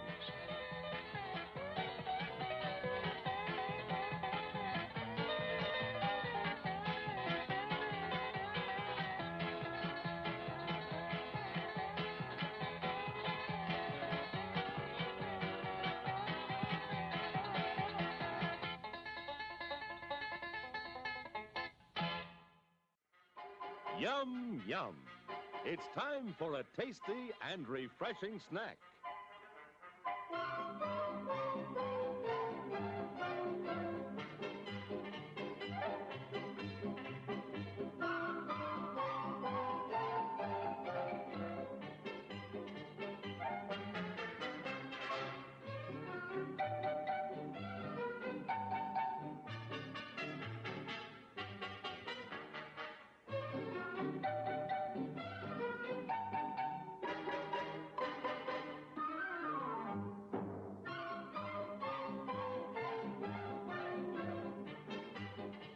We promise to satisfy your hunger, your thirst, your sweet tooth.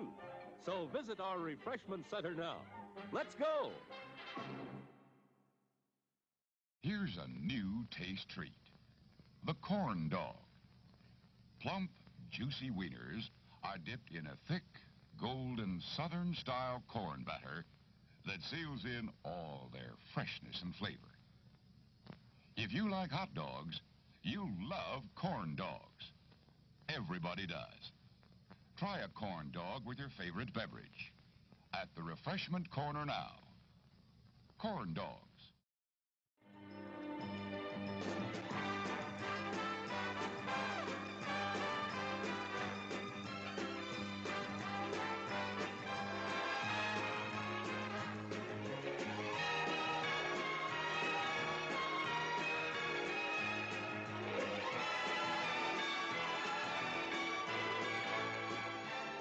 It's refreshment time, folks. Taste that beats the others cold. Pepsi pours it on.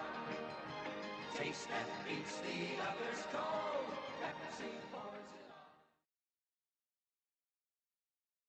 on. Yum, yum. It's a meal in itself. Our all-meat super dog. Enjoy one now. As everyone knows, rainbows usually have a treasure at the end. Let's follow this one and see if we can find the pot of gold. Ah, there, and I suppose you've come to claim me treasure. Well, we'd like to see the gold first. Faith in there's better than gold in here, me lad. No, just look here, no. Candy, refreshing soft drinks, popcorn, ice cream. Well, that's some treasure, but anyone can buy luscious treats like these at the snack bar. You don't tell me. Do you suppose you could get me a job as a snack bar attendant?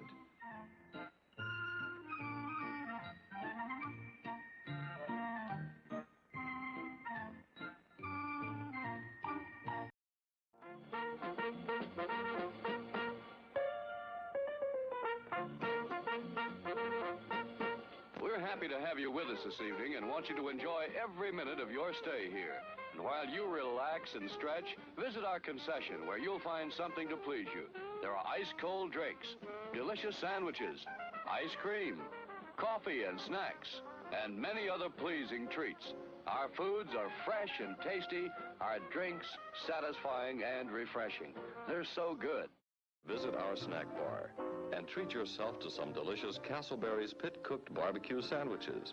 Cooked the Castleberry way, slowly over open pits of glowing charcoal, then seasoned with a sauce that's zesty, yet delightfully mild to please the entire family. Also at the snack bar, you'll find popcorn and soft drinks and candy and French fries to go with your Castleberry's barbecue sandwiches. There's plenty of time before the movie starts, so visit our snack bar right now for Castleberry's pit-cooked barbecue sandwiches.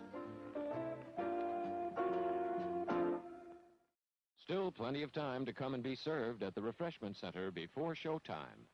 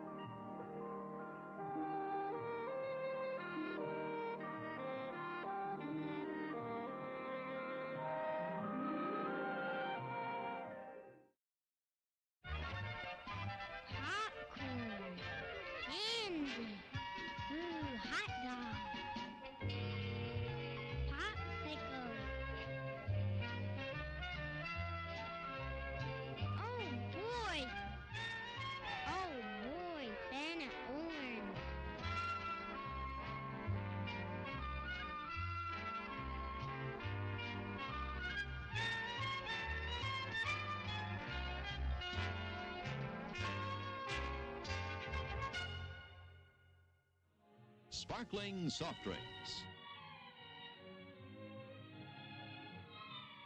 steaming hot coffee,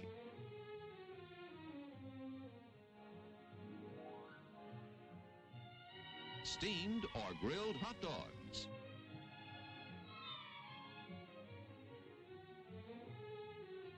crispy hot fresh French fries.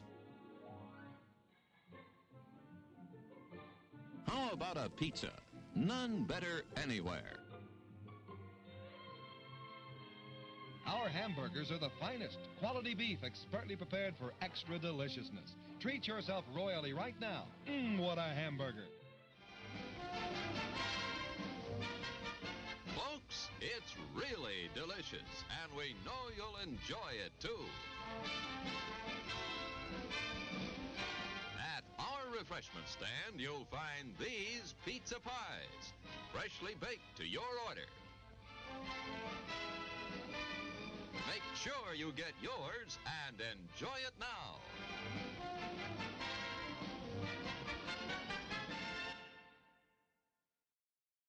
What is it? Say, what is it? Hey, why it's Buttercup. Popcorn, add sweet green butter to hot popcorn. Mix it up, wrap it up, Buttercup is born. It's delicious. So nutritious. It's a taste delight. It's so munchy, crisp and crunchy. You'll enjoy each bite. Eat butter-drenched Buttercup popcorn at its best. Served in a king-size cup.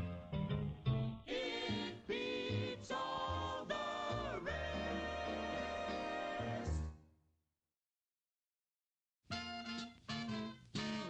Ice cream bars. It's the handy way to enjoy smooth, rich, creamy ice cream. Get some.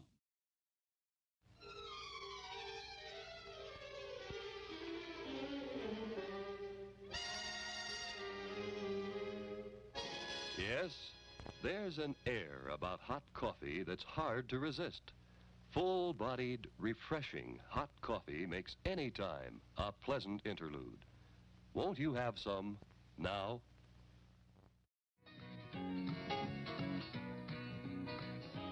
We're now just 1 minute away from the beginning of our next feature.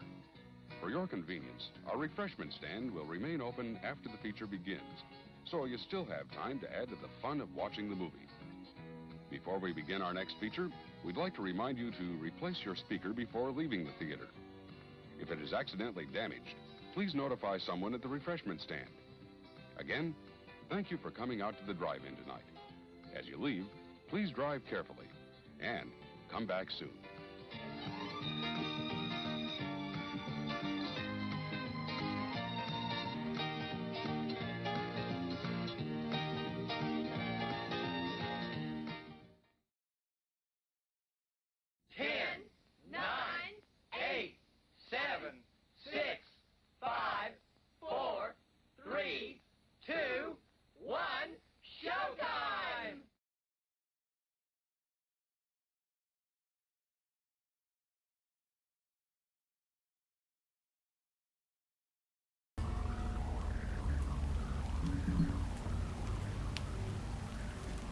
And we are back.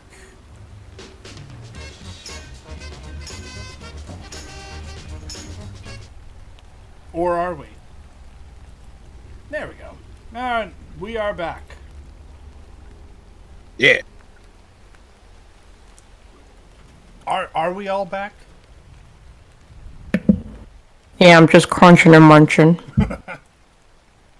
I'm back.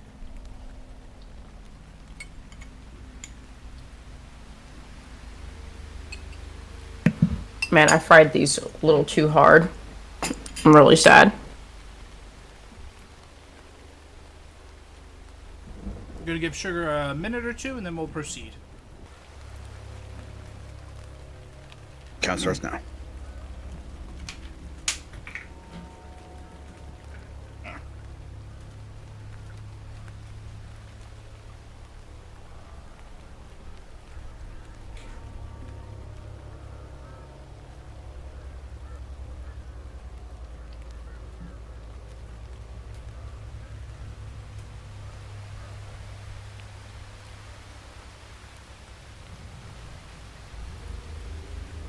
Yeah, carne asada fries.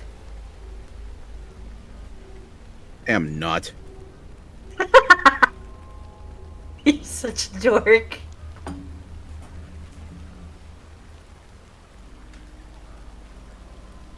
You cracked me up earlier. I was like, oh, thank gosh. I really appreciate my silly self being like, oh, I gotta devise an intimidate roll, because I've never, in the entire course of my time playing Call of Cthulhu, ever had a character use intimidation. It's never happened. Not once. Now you got two characters that are like walking intimidation. Yeah, but even then, I've never had you guys roll them. I have you put any points into intimidation? Yeah. I don't think Phelan put any points in there. I think 15 is the standard? Yeah, 15 I believe is the standard. Yeah, I have 55 in intimidate. Yeah, Phelan's about talking his way into things. Intimidation is maybe a byproduct. Yeah, Venus is like, you're gonna let me through. It's not a matter of if, it's when. If he hadn't been so hot at St. John and Kleinhardt for all the shit they pulled, that would have gone much more differently. Like, hey, buddy, come on, let's get in the car. Come on, we'll be safer elsewhere. Like, just come with me. But no, he kind of wanted to beat Kleinhardt's ass. Oh, same. If Angel wasn't already in the state that she is, she would have thrown hands too. All right. So with that, we are going to the heap. As you arrive at the heap, it is still raining outside. What are you doing out here? Now, just to give an image first, the heap itself is the former remains of a manor house that used to be in Finches Hook. It actually was owned by the founder of the Finches Hook Playworks. After it burned down in a fire, it was never repaired. Nobody has ever purchased this lot. It's maintained enough to not be a gross lot. As a matter of fact, the Freemasons kind of take that in hand. So it's not like a huge overgrown vacant lot. It's full of trash or anything like that. It is tended to enough, but it still has an open gap in the where the foundation of the house used to be. So as a result, people go out there to smoke weed, hang out. Kids go out there to scare each other. Tests of courage happen out here all the time. Occasionally, other things happen out here, but by and large, it is a big empty plot with a hole in the ground where a basement used to be. Is there any kind of structure still left standing? Just the brick foundation. Okay. So Phelan is going to get out of the car, and he's gonna call up in a low voice, "Open the boot. I'm gonna take him in there." Okay. She does so. Okay. I'm gonna actually give him a constitution. As you open the trunk, you see movement inside. It's slow. It's not. He does not lunge immediately out. It is a man who is dazed, confused, regaining consciousness. This is the trunk of a car, so it's a confined space that's too cramped, really, for somebody his size to begin with. There's not space for him to prepare a counterattack, even if he was cognizant enough to do so. So, he is there in front of you, and at this point, helpless, as you open the trunk.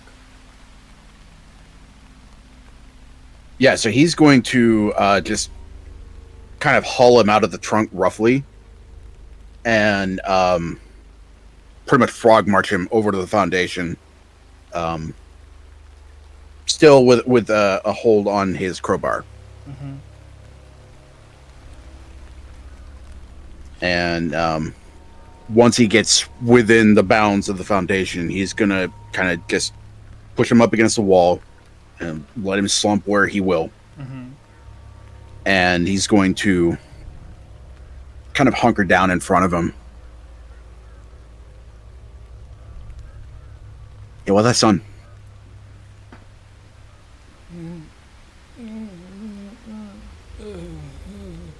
And he starts to speak, and you do not understand what he is saying. He is speaking in another language. Again, judging by the sound, the tone of it, it sounds like, Icelandic or Dutch or not Icelandic. I apologize. Norwegian, one of those kinds of languages. Just kind of by the way he talks. It doesn't sound defiant, but I'll let you do a psychology roll if you'd like. Or let me find where that is again. Here we go. Okay. This is a man who is still regaining consciousness, and it sounds like he's mumbling in response, probably in his native tongue. It's not a cognizant choice. So Phelan's going to reach over and kind of pat him on the cheek, just hard enough to kind of maybe register through the haze. Okay. Come on now. What is happening? That's better. You're speaking English now. Where are we?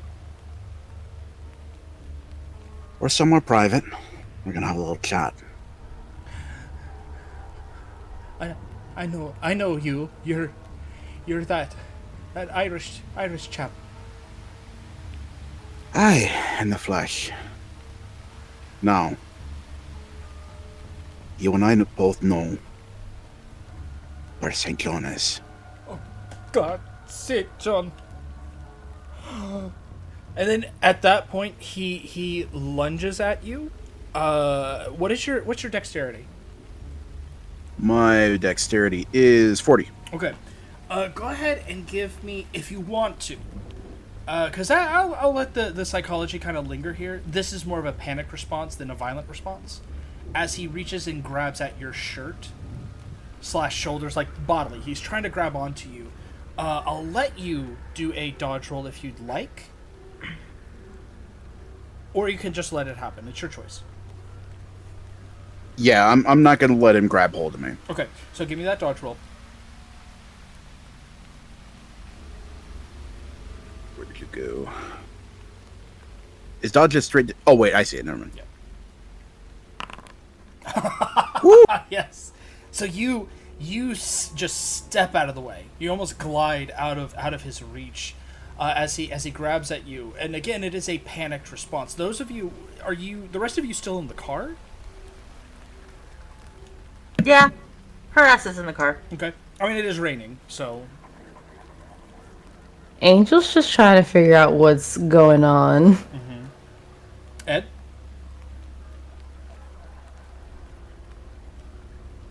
Yes. What is Ed doing? Is he in the car still? No, he's probably standing a little bit behind Phelan. Okay, so he came out with him. Got it. Yeah, so as he steps aside from that lunge, well, as you step aside, like, he is still speaking. We have to. It's coming for me. It's coming for me too. Oh, God help me. What's coming for you?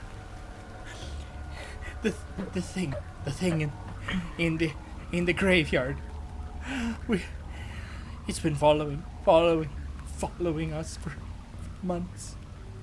why is it coming for you, Kleinhardt? We took it. And he like is scrabbling on the ground now as if like trying to pull up grass to put over himself. And he just kind of buries his face in the wet sod of the ground. We didn't mean to disturb it. We just wanted it for preservation. It is what it was. He was one of us. He was like us. He took things from people. He is our forefathers. If he dug up graves. He took things too, and we thought it'd be poetical to take it for ourselves. One grave robber to another, and now he's coming after us. Who'd you take the pendant from, Kleinhardt? I don't know. I don't know his name. St. John knew his name. St. John knew everything. And he's almost groveling at your legs at this point. Yeah, Phelan's gonna hunker down and grab him by the hair to pull his head up so that he's looking up at him. Mm-hmm. You better not be lying to me, Kleinhardt. I'm not. I could show you where the grave is, but it's all the way over in the Netherlands. We made the trip out there. We dug him up, and then we found that pendant because we didn't know what he'd have. We thought maybe we'd just get one of our souvenirs like we always do. And a client, and he said to me, he was talking, and he said, Kleinhardt, do you know what this is? And he told me it was from the plateau of Lang, from the people that ate corpses, and we laughed about it because it was all just a big, not a joke, but a private joke, you understand, and we brought it back, but we were happy because it was a frightening thing. It was picturesque, and now he's a mangled corpse, and I'm next. There's nowhere safe for me now. I gotta give it back to that thing, but he already has it. I can't beg for forgiveness. What's down in the basement, Kleinhardt? You saw the basement. We saw the basement. Was that you? His face drains of color at this point. And Ed, go ahead and give me a psychology roll.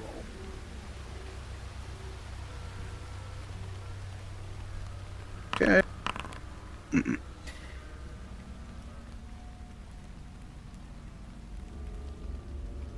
As his face drains of color, he just starts to whisper instead.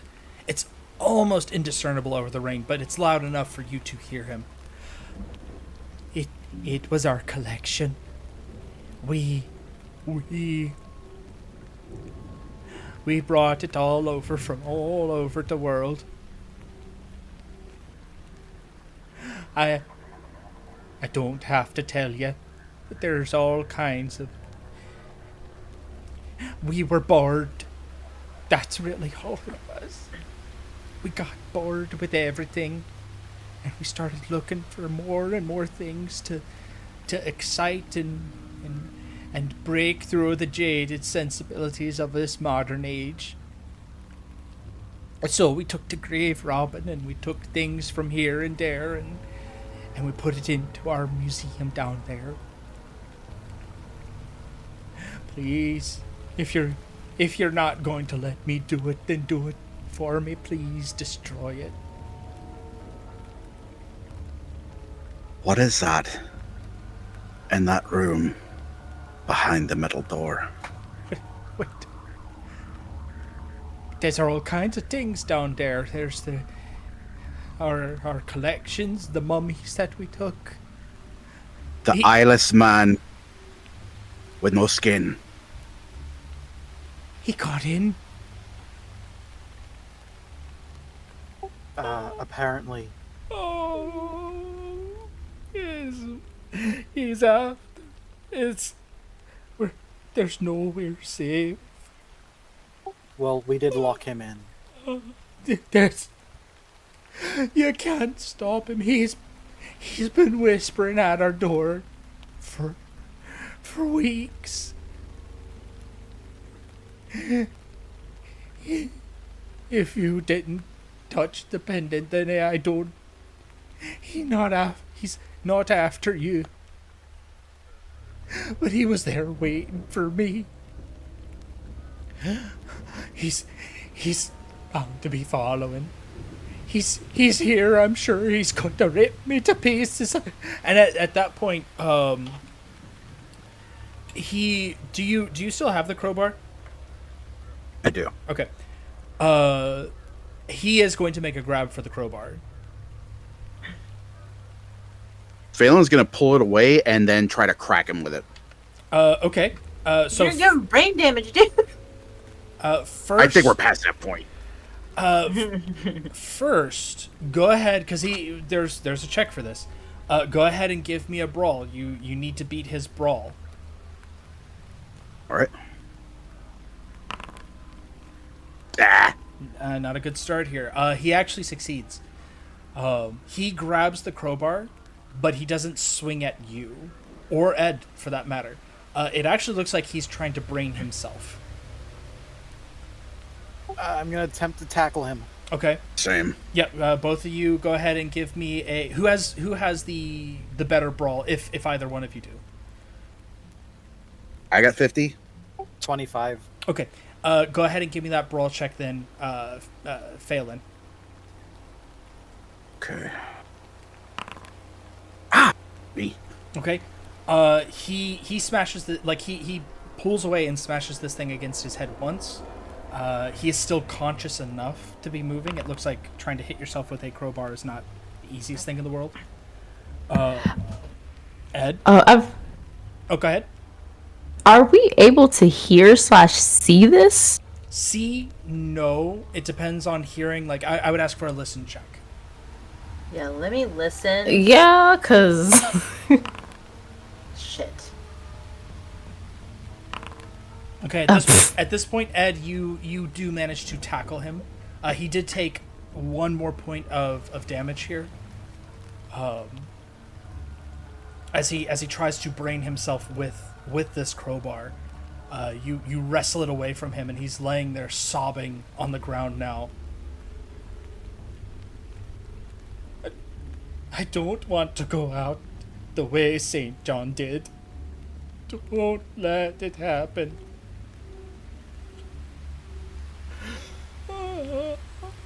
Do you know anything about this thing?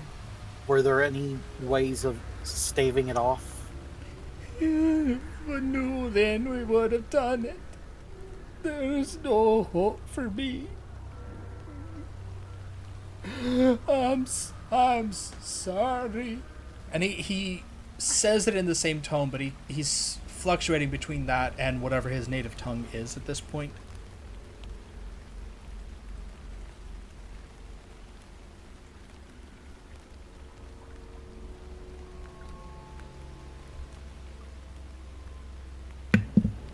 Okay, Angel's just gonna call out to them. Mm-hmm.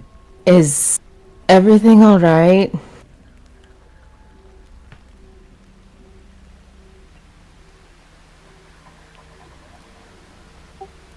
Kind of, sort of. So no. I don't like that answer. It's fine. It's under control. Okay. Phelan will look over at Ed.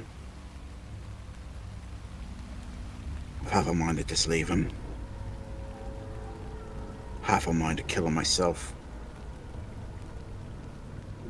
God knows he deserves it. I know he's done some despicable things, but does that really warrant him being killed?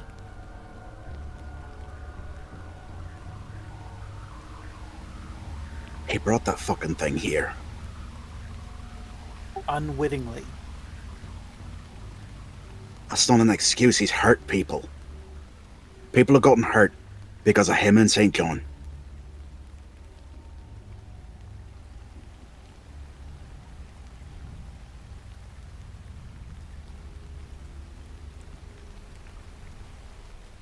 Angel? Hmm? You hear Phelan shout out for you to come outside for a minute.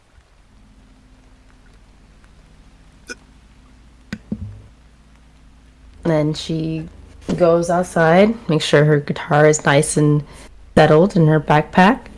Oh, in the guitar thing, and goes outside. It's only a 2-door. She gotta come in from the front. Well, she climbing. No, she gotta pause and be like, hold up, what are we doing? I'm going outside. Why? Say they handle it. The last time they handled it, they almost had a sledgehammer to the face.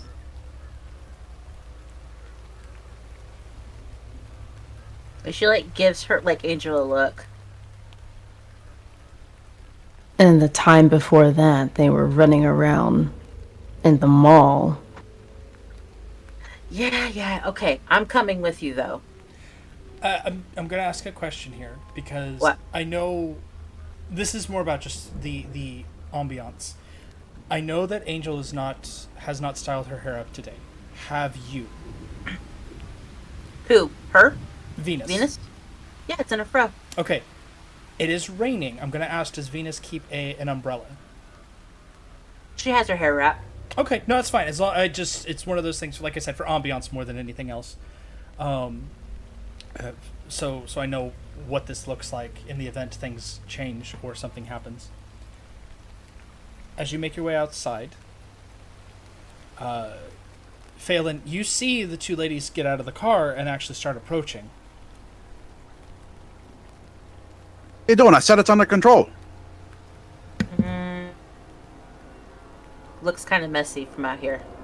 You please get back in the car. What do you mean? You called me out here. They go check on things. Huh? And she like actually looks at Angel. Phelan tilts his head. I didn't call for you. I didn't hear him call for you. I swore you said Angel come here really quick to see about this. I think that's time that we start wrapping things up here. Angel, get in the car right now, please. Just let me die. Is You're not. He? Hard, if you Who don't shut is the hell this? up, I'm gonna kick you real fucking hard. Hey, don't add a body to your roster for no reason. Get in the car, Well, please. well, she's like holding up a finger at everybody, just going, "Who is this? I think I've seen this man before getting shoved in the car. What are we doing out here with this man?" St. John's scumbag friend. We're just finding out what he knows. Oh. Please get in the car. No, if I knew that, I would have been out here with you. What does he know? The whole Angel, story. something's wrong. Please. But we should be getting back into the car now. Aye. I agree. Let's all go back to the car. Mr. Kleinhardt, if you could please stand. And he gets to his feet very slowly. It's not deliberate slowness. It is a man who is doomed, and that the weight of that doom is hanging on his shoulders. He knows he is not going to survive much longer. Hey, and she like snaps her fingers. You gonna behave? You try any bullshit, we're gonna have a talk. And she's like using like her mom voice, like stop. What's the point? What is the point? He's going mad. I know. We can't bring him with us. We got plenty of mad suckers here anyway. What's one more? Mr. Kleinhardt, Liz. I've been recently studying the occult. If there is some manner of protecting you from this creature, I'm sure I can find something. Well, why not just leave him here to be dealt with from the things he's done? That's what I'm saying. That's not how that shit works. Oh, that's exactly how it can work. We can all go in the car, as y'all have been shooing me to do, and leave him here. Chasing him. It's gonna get him. One way or another. More senseless death is not the solution. And it's also not going to help us know it. We're not going to find out any more information if we're going to keep leaving people to die. Oh, I mean, it makes sense to me. You reap what you sow. You also got hit in the head with them too many times. You just went outside thinking you hear something and you didn't. Come on. She just saw something that no one should ever see. Exactly. And he did too. It's his fucking fault. It's not like he purposely wanted to bring this motherfucker out here. But he purposely grave robbed. You should not disturb the dead. Obviously not, but we all do dumb shit here too. I don't disturb the dead. What do you mean? You sit here playing music and getting crazy. We all did something that we weren't supposed to do today. The thing of the matter is, when was that music a crime? There's a great deal of difference between playing music and robbing graves. I'm not letting this man die just because you feel in some kind of way. That shit's immature. You gotta play by the book sometimes, and I want answers. If you're not gonna saying to play by the book, you really? You with your own crew to handle business as you see fit. You want us to play by the book now? You don't even play by anyone's rules but your own. And now look, you cracked him over the head. Now he's delirious, and now we're out here in the rain looking like idiots. Then get out of the rain. You get out of the rain. Ed and I want to bring him back. So we're going to bring him back. That ain't up for discussion. Taking him anywhere with us is a mistake. That puts all of us in danger. He can stay here and face the consequences, just as everybody else is doing. Taking him with us is bringing it with us. It's going to come after us anyway. We didn't touch the pendant. We haven't even seen it. That motherfucker pushed me down the stairs. I told you I've seen it before. Real quick, Ed, what was that?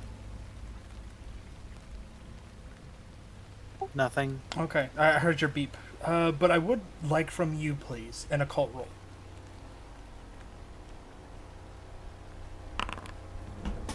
Okay.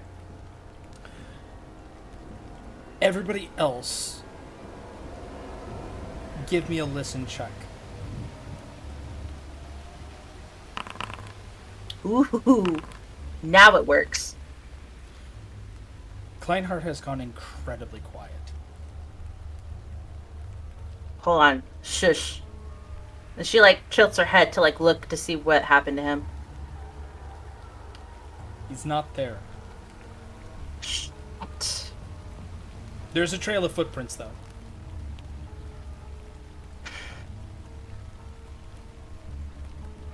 Stupid motherfucker.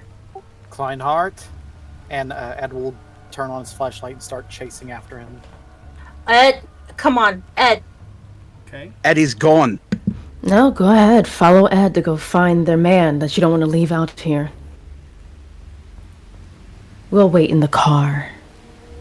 Good luck driving it. She jingles the keys. Ed.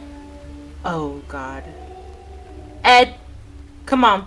Ed, as you go chasing after this man, I want... Because you're able to follow the footprints. He's not making an attempt to hide. And you actually start to kind of catch up with him. You can hear him sloshing through the mud. He's heading west, which means that he's actually heading towards the Baptist church. I would like for you to, mostly for the sake of keeping up with him, give me a Constitution roll.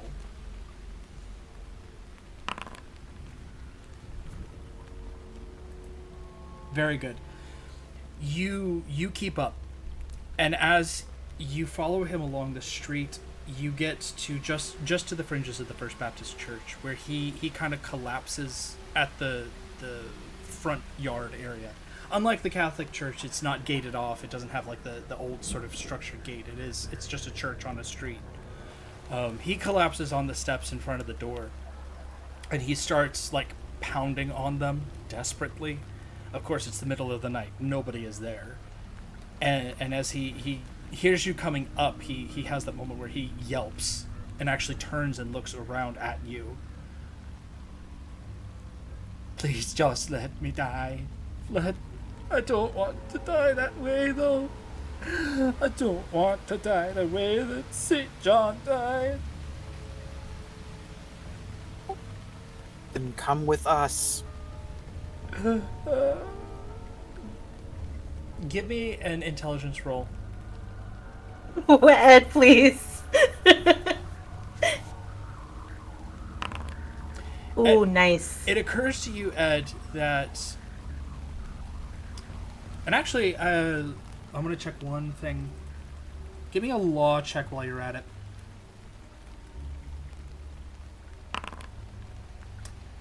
You're not sure on this. You can't say for certain.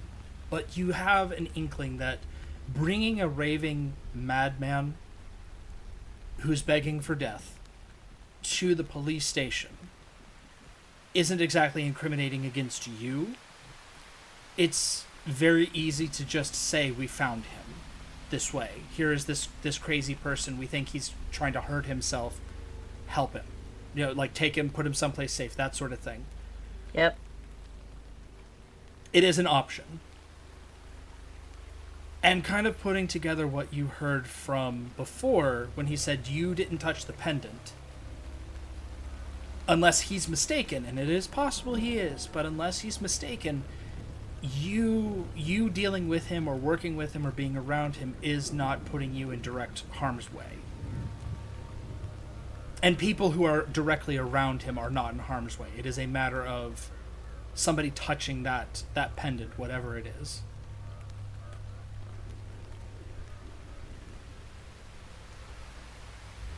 Kleinhardt, we can take you to the police. Once there, they can put you in a cell surrounded by iron bars. That thing would have to get through them and this concrete and masonry. Oh, you don't understand. Give me a persuasion roll.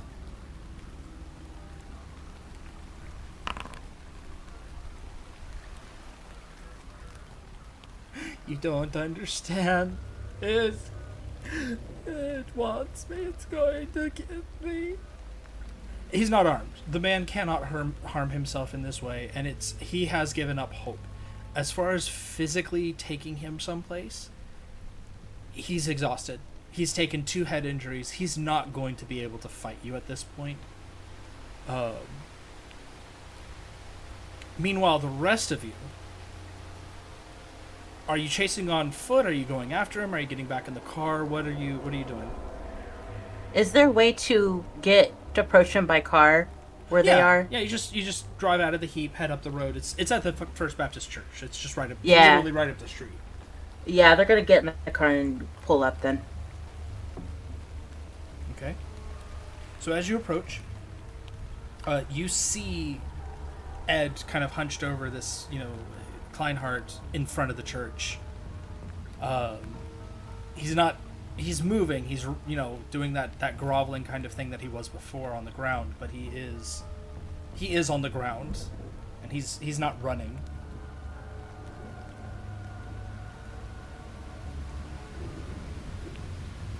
Ed. Yes.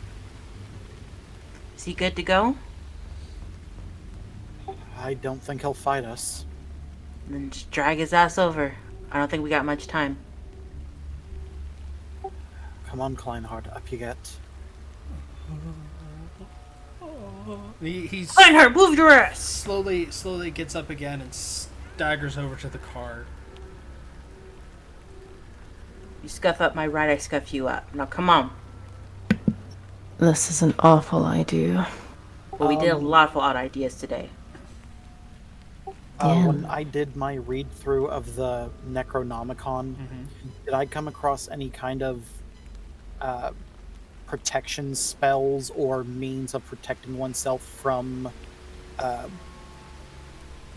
some of the things mentioned in the book? Give me a mythos check. If you had the book in front of you, this would be a different story, but just offhand, this is why the mythos roll. Ooh, that is devilishly close. It's right on the, you're right there. You're like, if I had the book with me, I would know this answer. But it is just out of reach.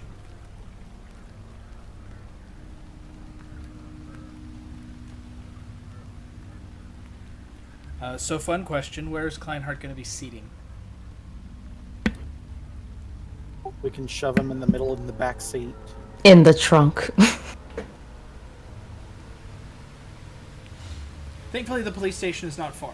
It is like a 5-minute drive, if that. Before we get there, Phelan's gonna look at Venus. It's gonna come after him there. It's gonna put your bow in harm's way. You really want that? You done mocking me, boy? You want him to live? Ed and I want him to live, yeah. Besides, it's as Not he this said. sack of shite. I'm talking If nobody touches that pendant, then what's it fucking matter?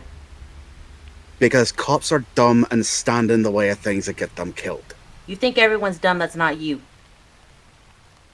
Well, I'm still here, aren't I? And so am I. If no one's touched that pendant, then we good. So then why are we Unless the person gets in the way. Do you think their bow is the sort to just stand by and let a man die?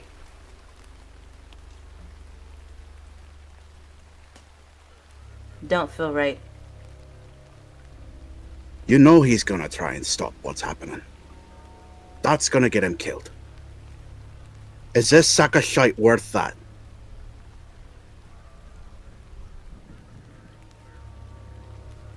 You want to be whatever bloodthirsty little gremlin you want to be back in Potato Land, you go on ahead. But some people gotta live here and actually have conscience for what they do.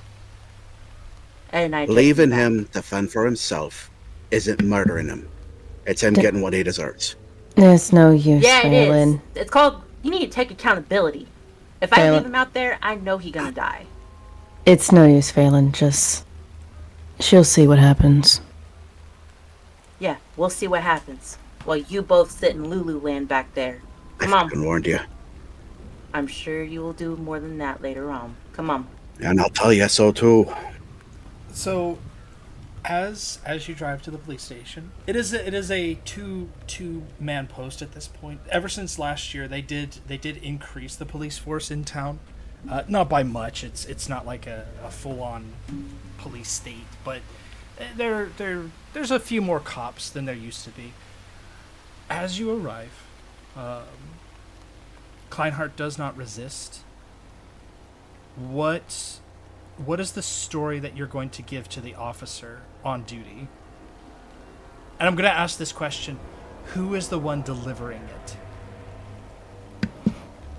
Probably Ed and Venus. Okay.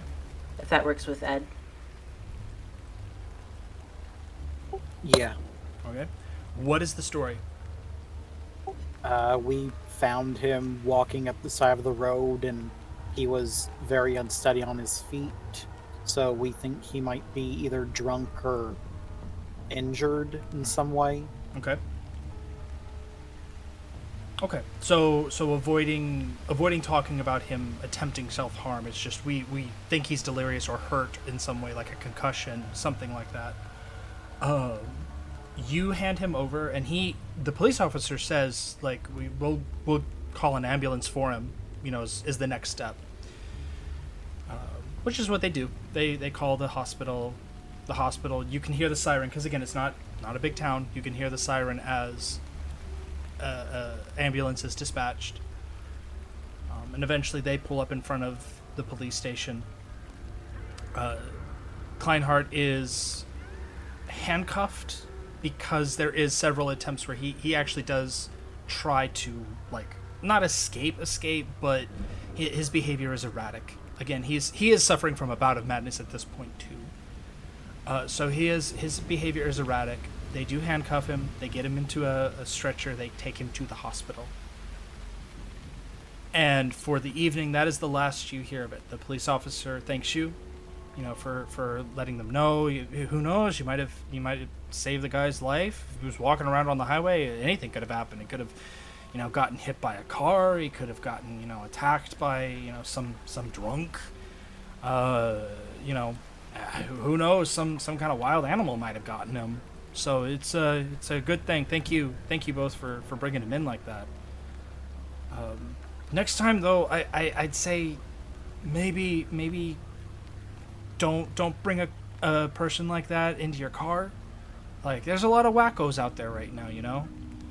Oh yeah, I know a few of them. All right. Well, thank you very much, and we might reach out to you in the next day or two to take a statement again, like answer some questions if that's okay. And this guy's young-ish. Like he looks like he's maybe like 18, 19, probably new to the force. Might even just be like an intern-ish kind of job, because again it's summertime. But he does thank you for bringing him in, and that is it. So when they do walk back to the garden, she does, before they like approach the guard, she goes, "Hey, appreciate it."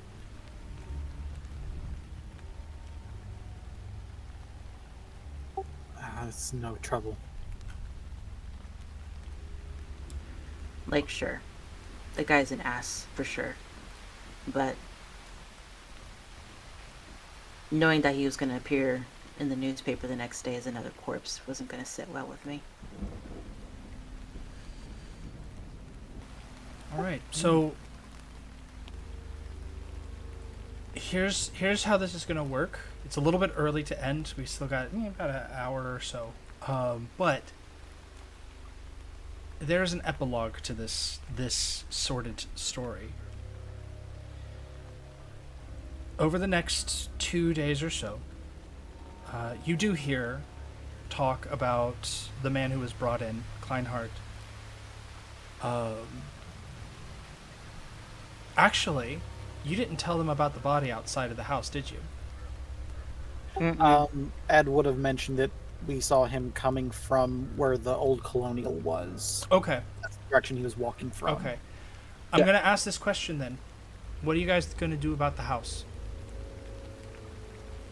She's going to report the shit out of it to her people. Ed would have given the gravestone rubbings to Angel so that she could forward them to Redgrave. Okay. And the photo? Phelan is going to give the photos to Connell and ask him what should be done and if it would just be better to burn the place down. Okay. So Connell would tell you yes, only because you don't know what else is in there. Like, if you didn't explore the rest of the basement, better to just let it all burn or be destroyed. Like, sure, you could let the cops in there. They could take everything out. But Connell also says sometimes there are things that are just better left unknown. Yeah. Vinny's is going to contact her people and have them burn them. And then when she does end up forwarding the information to the police, she's just going to say, there's been an accident. Okay. There was, of course, lots of gasoline there, so you didn't have to go far. Your people didn't have to go far to destroy it. The trouble is that to do the complete job, it would require them going into the cellar, because again, that's a bulkhead door. That is a metal door. To do a thorough job, somebody has to go in there. And I'm going to ask you very specifically, Venus, are you willing to run the risk of losing somebody in there?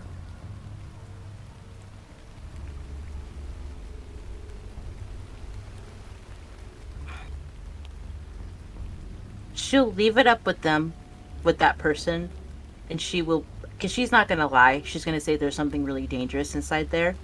If they don't want to burn it, then she will herself go in there and burn it. She's not prepared to not do something that she's not going to tell someone else to. Okay. So if they decide to, just understand there's a risk. Here's what I'm going to ask then. Because they make it clear the way that you've described this, that they will go with you into this place, but they will go with you. They're not going to go by themselves. So if they're going to do this, you are going to have to be there with them. If you want your people specifically to be the ones to destroy this, you will have to physically be there with them. Yeah, she's gonna go with them. Okay. When you go in, what you find is a charnel house of horrors. There's no mangled corpses on display. Instead, there are mummies on display. There are jars with pieces in them. There are jars with people in them. Small people. Very small.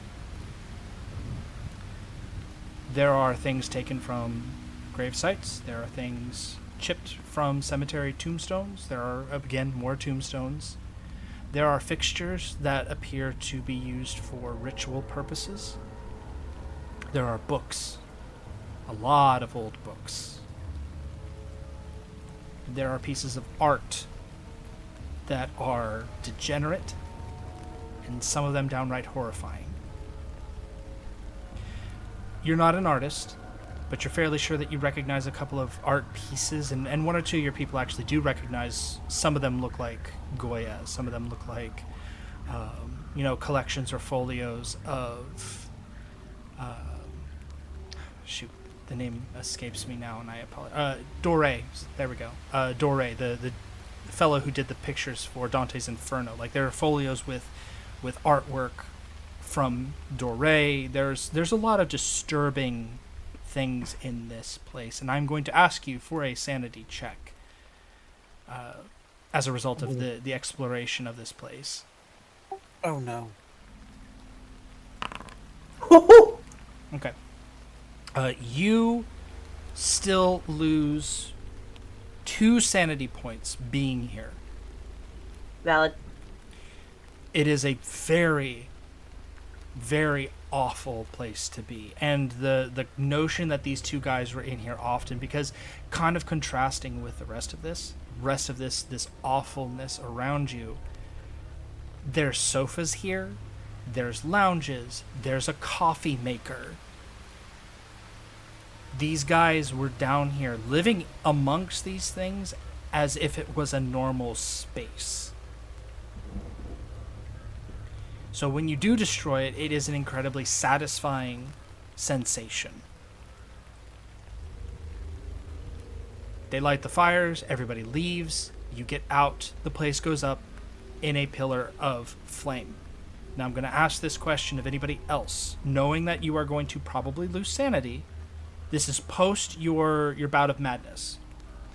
So if you wanted to, Angel, you could go there without risk of slipping back into, or your temporary insanity is over at this point. You can go there and join in on the destruction of this space. All of you can, if you want, but it will result in a sanity check. That's a no for me. Okay. That's a no for me, dog. Nah, Fallon's not going. Okay. Ed? Ed would, if only to collect anything that looks occultish. Mm-hmm. There's a lot. There's a lot here. There's like a whole backpack for you, buddy. It's kind of disturbing, the kinds of books that they had, and a lot of them are beyond the regular occult sort of texts, and you will have time to sort through them and catalog and figure out what each of them is, but you do. So give me a sanity check, please.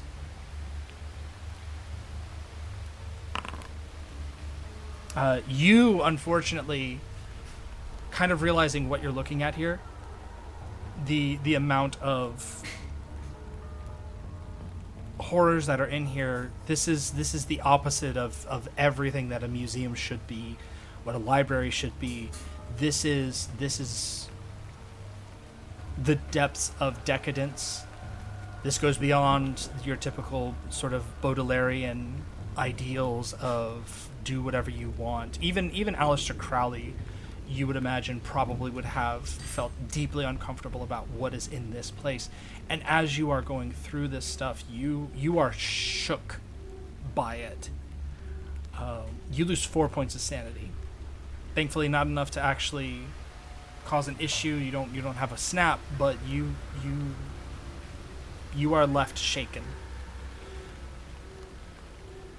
However, setting it ablaze is also very satisfying for you. The two of you, please roll for me a 1d6, and you recover that much sanity. Yeah.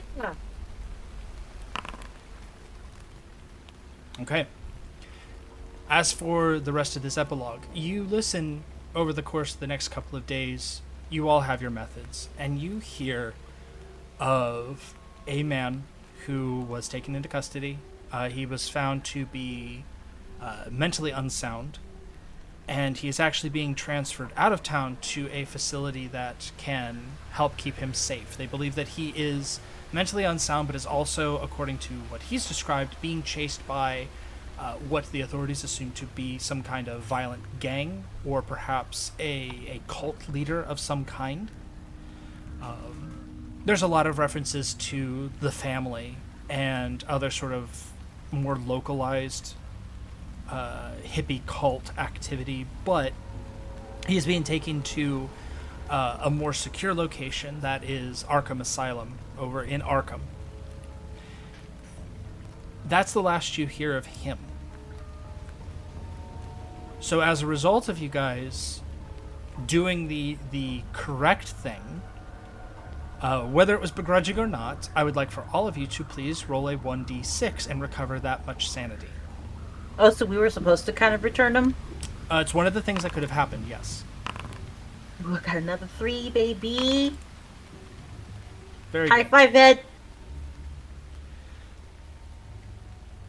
Remember, your sanity typically can't go above whatever your POW is, as a rule. I'll allow it this time if for some reason you somehow wind up above it, you're fine. But typically It doesn't go above. Okay, cool. Next, although St. John was killed, you unfortunately do have that moment where you kind of realize that this was a not necessary, but unfortunately he brought it on himself. This is the neutral answer. This is the neutral end. Unfortunately, it just is how it is.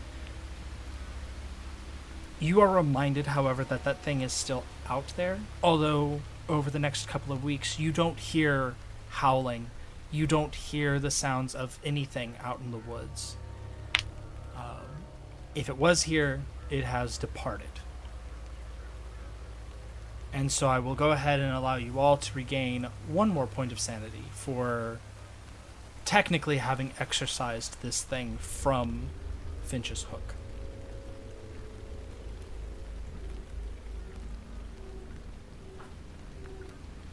Which now leaves us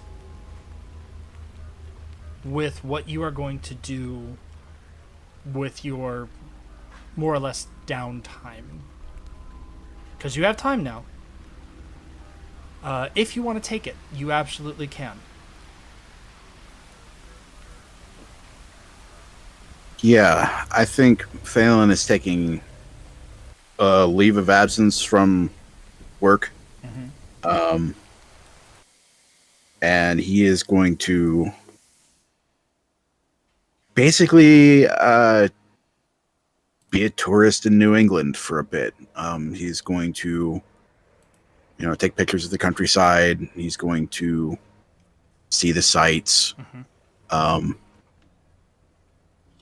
Yeah, he's just going to get away from it. Okay. For a little while.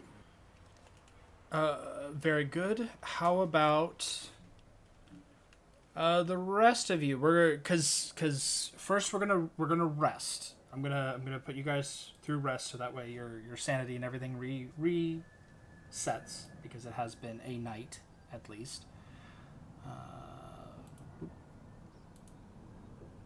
There you go. One moment, please. I will be right back. Boop. Go ahead and spend your time planning what you're going to do.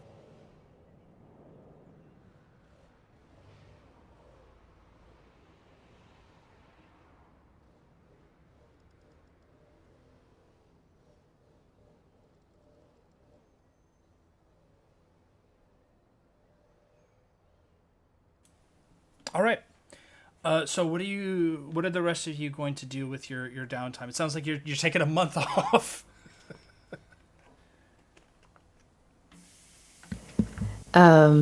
I think Angel is gonna go back home to Georgia to go visit family and also pursue some business ventures, some business obligations. So going around, doing some gigs, shaking some hands, stuff like that. All right. Venus?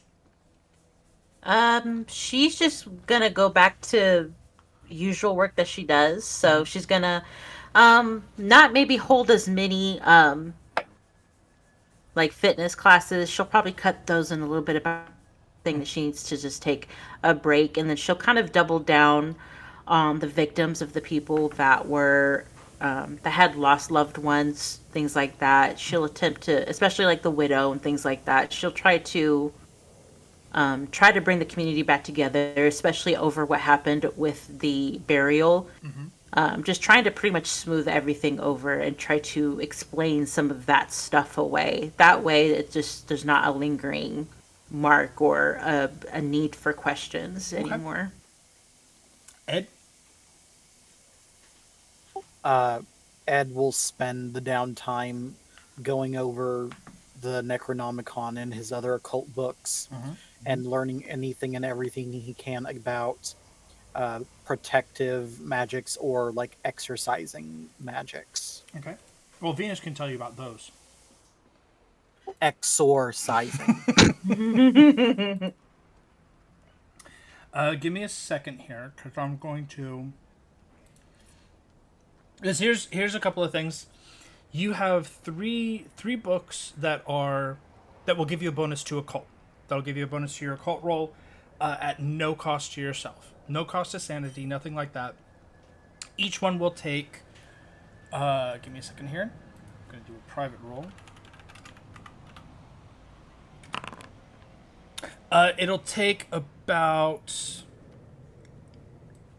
10 days apiece to really study each... I'm sorry, 10 days. No, it's not 10 days. It'll take about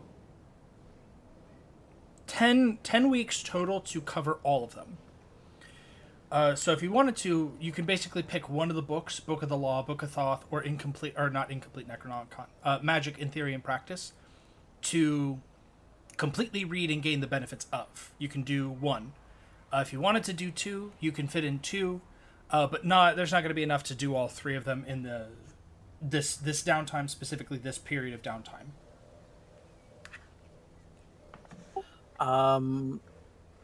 I'll focus on the Book of the Law. Okay. So, you were not exposed to a traumatic event. There's no sanity loss. Go away.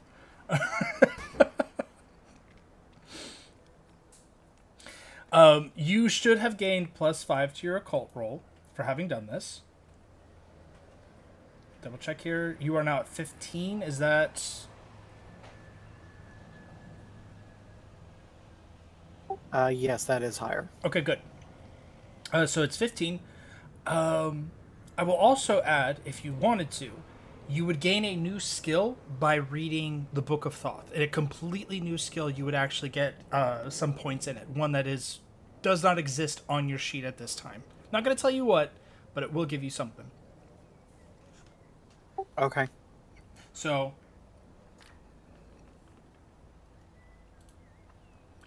wait a second.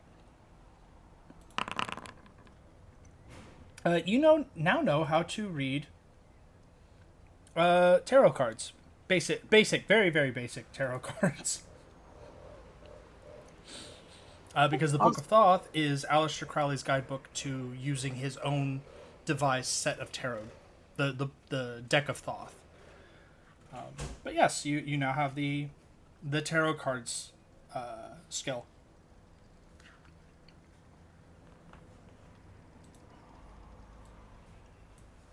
Congratulations.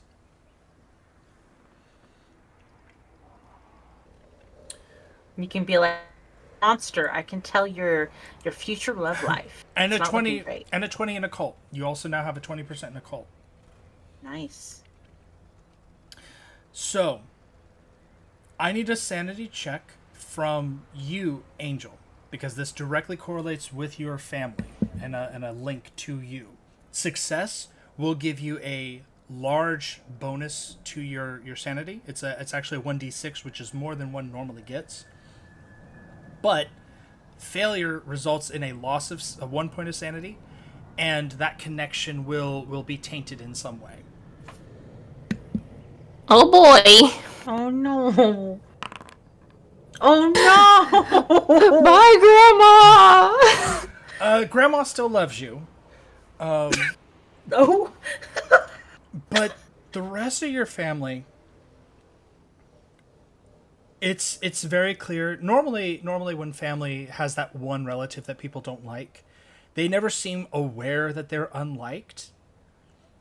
You get that impression that people, while you're visiting, your family is actively avoiding you. There's a lot of the how you doings, oh, it's great to see you, but when given the opportunity, they begin to kind of leave the room, or things come up.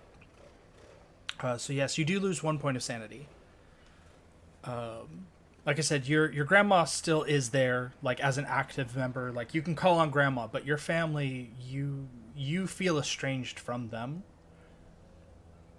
and it's clear that they are not exactly eager to reconnect at this point. That's really sad. Yeah. It's okay. I got Grandma. Yeah, grandma is still there, still kicking, and she actually has that moment where she pulls you aside, and I'm gonna ask, would you confide that in her? Of course, that's Grandma. Grandma. Grandma take care of me. Grandma take care of Gemini. Grandma actually tells you, she's like, that is to be expected, because you have the gift, and they are afraid of that. So you gotta start being used to being alone. Except for other people that have the gift. And she is clearly talking about herself. So if any of them, give you trouble, you know where I am. And she's like, I know you're afraid to smack them around a little bit, but I'm not. What are they gonna do? I'm old. like what are they gonna do to me? She tries to make you laugh. She tries to kind of relax you a little bit about it, but it still stings knowing that your immediate family is uncomfortable with your presence. They sense something is different and wrong. Finally, Phelan, your trip is nice. You go around New England. You visit a couple of places. You avoid places that have a bad reputation. It is just a nice, relaxing vacation for you. Go ahead and give me a 1d3. Okay. You regain 2 points of sanity going on vacation for a month. Just getting away from it all. Fantastic. So with that, that is all I have for this evening, everybody. The epilogue is concluded. St. John is dead, but Kleinhardt, for the moment, is locked away in Arkham Sanitarium. Who knows? Maybe Geraldo Rivera will show up there at some point, but for now, that is the conclusion of this particular story, at least involving those two here in Finches Hook. But there is a greater mystery to be unraveled, and we will learn more about that in the coming weeks. Thank you, everybody, for joining us, and thank you, listeners in the stream, for joining us. You have a wonderful night, and as always, pleasant dreams.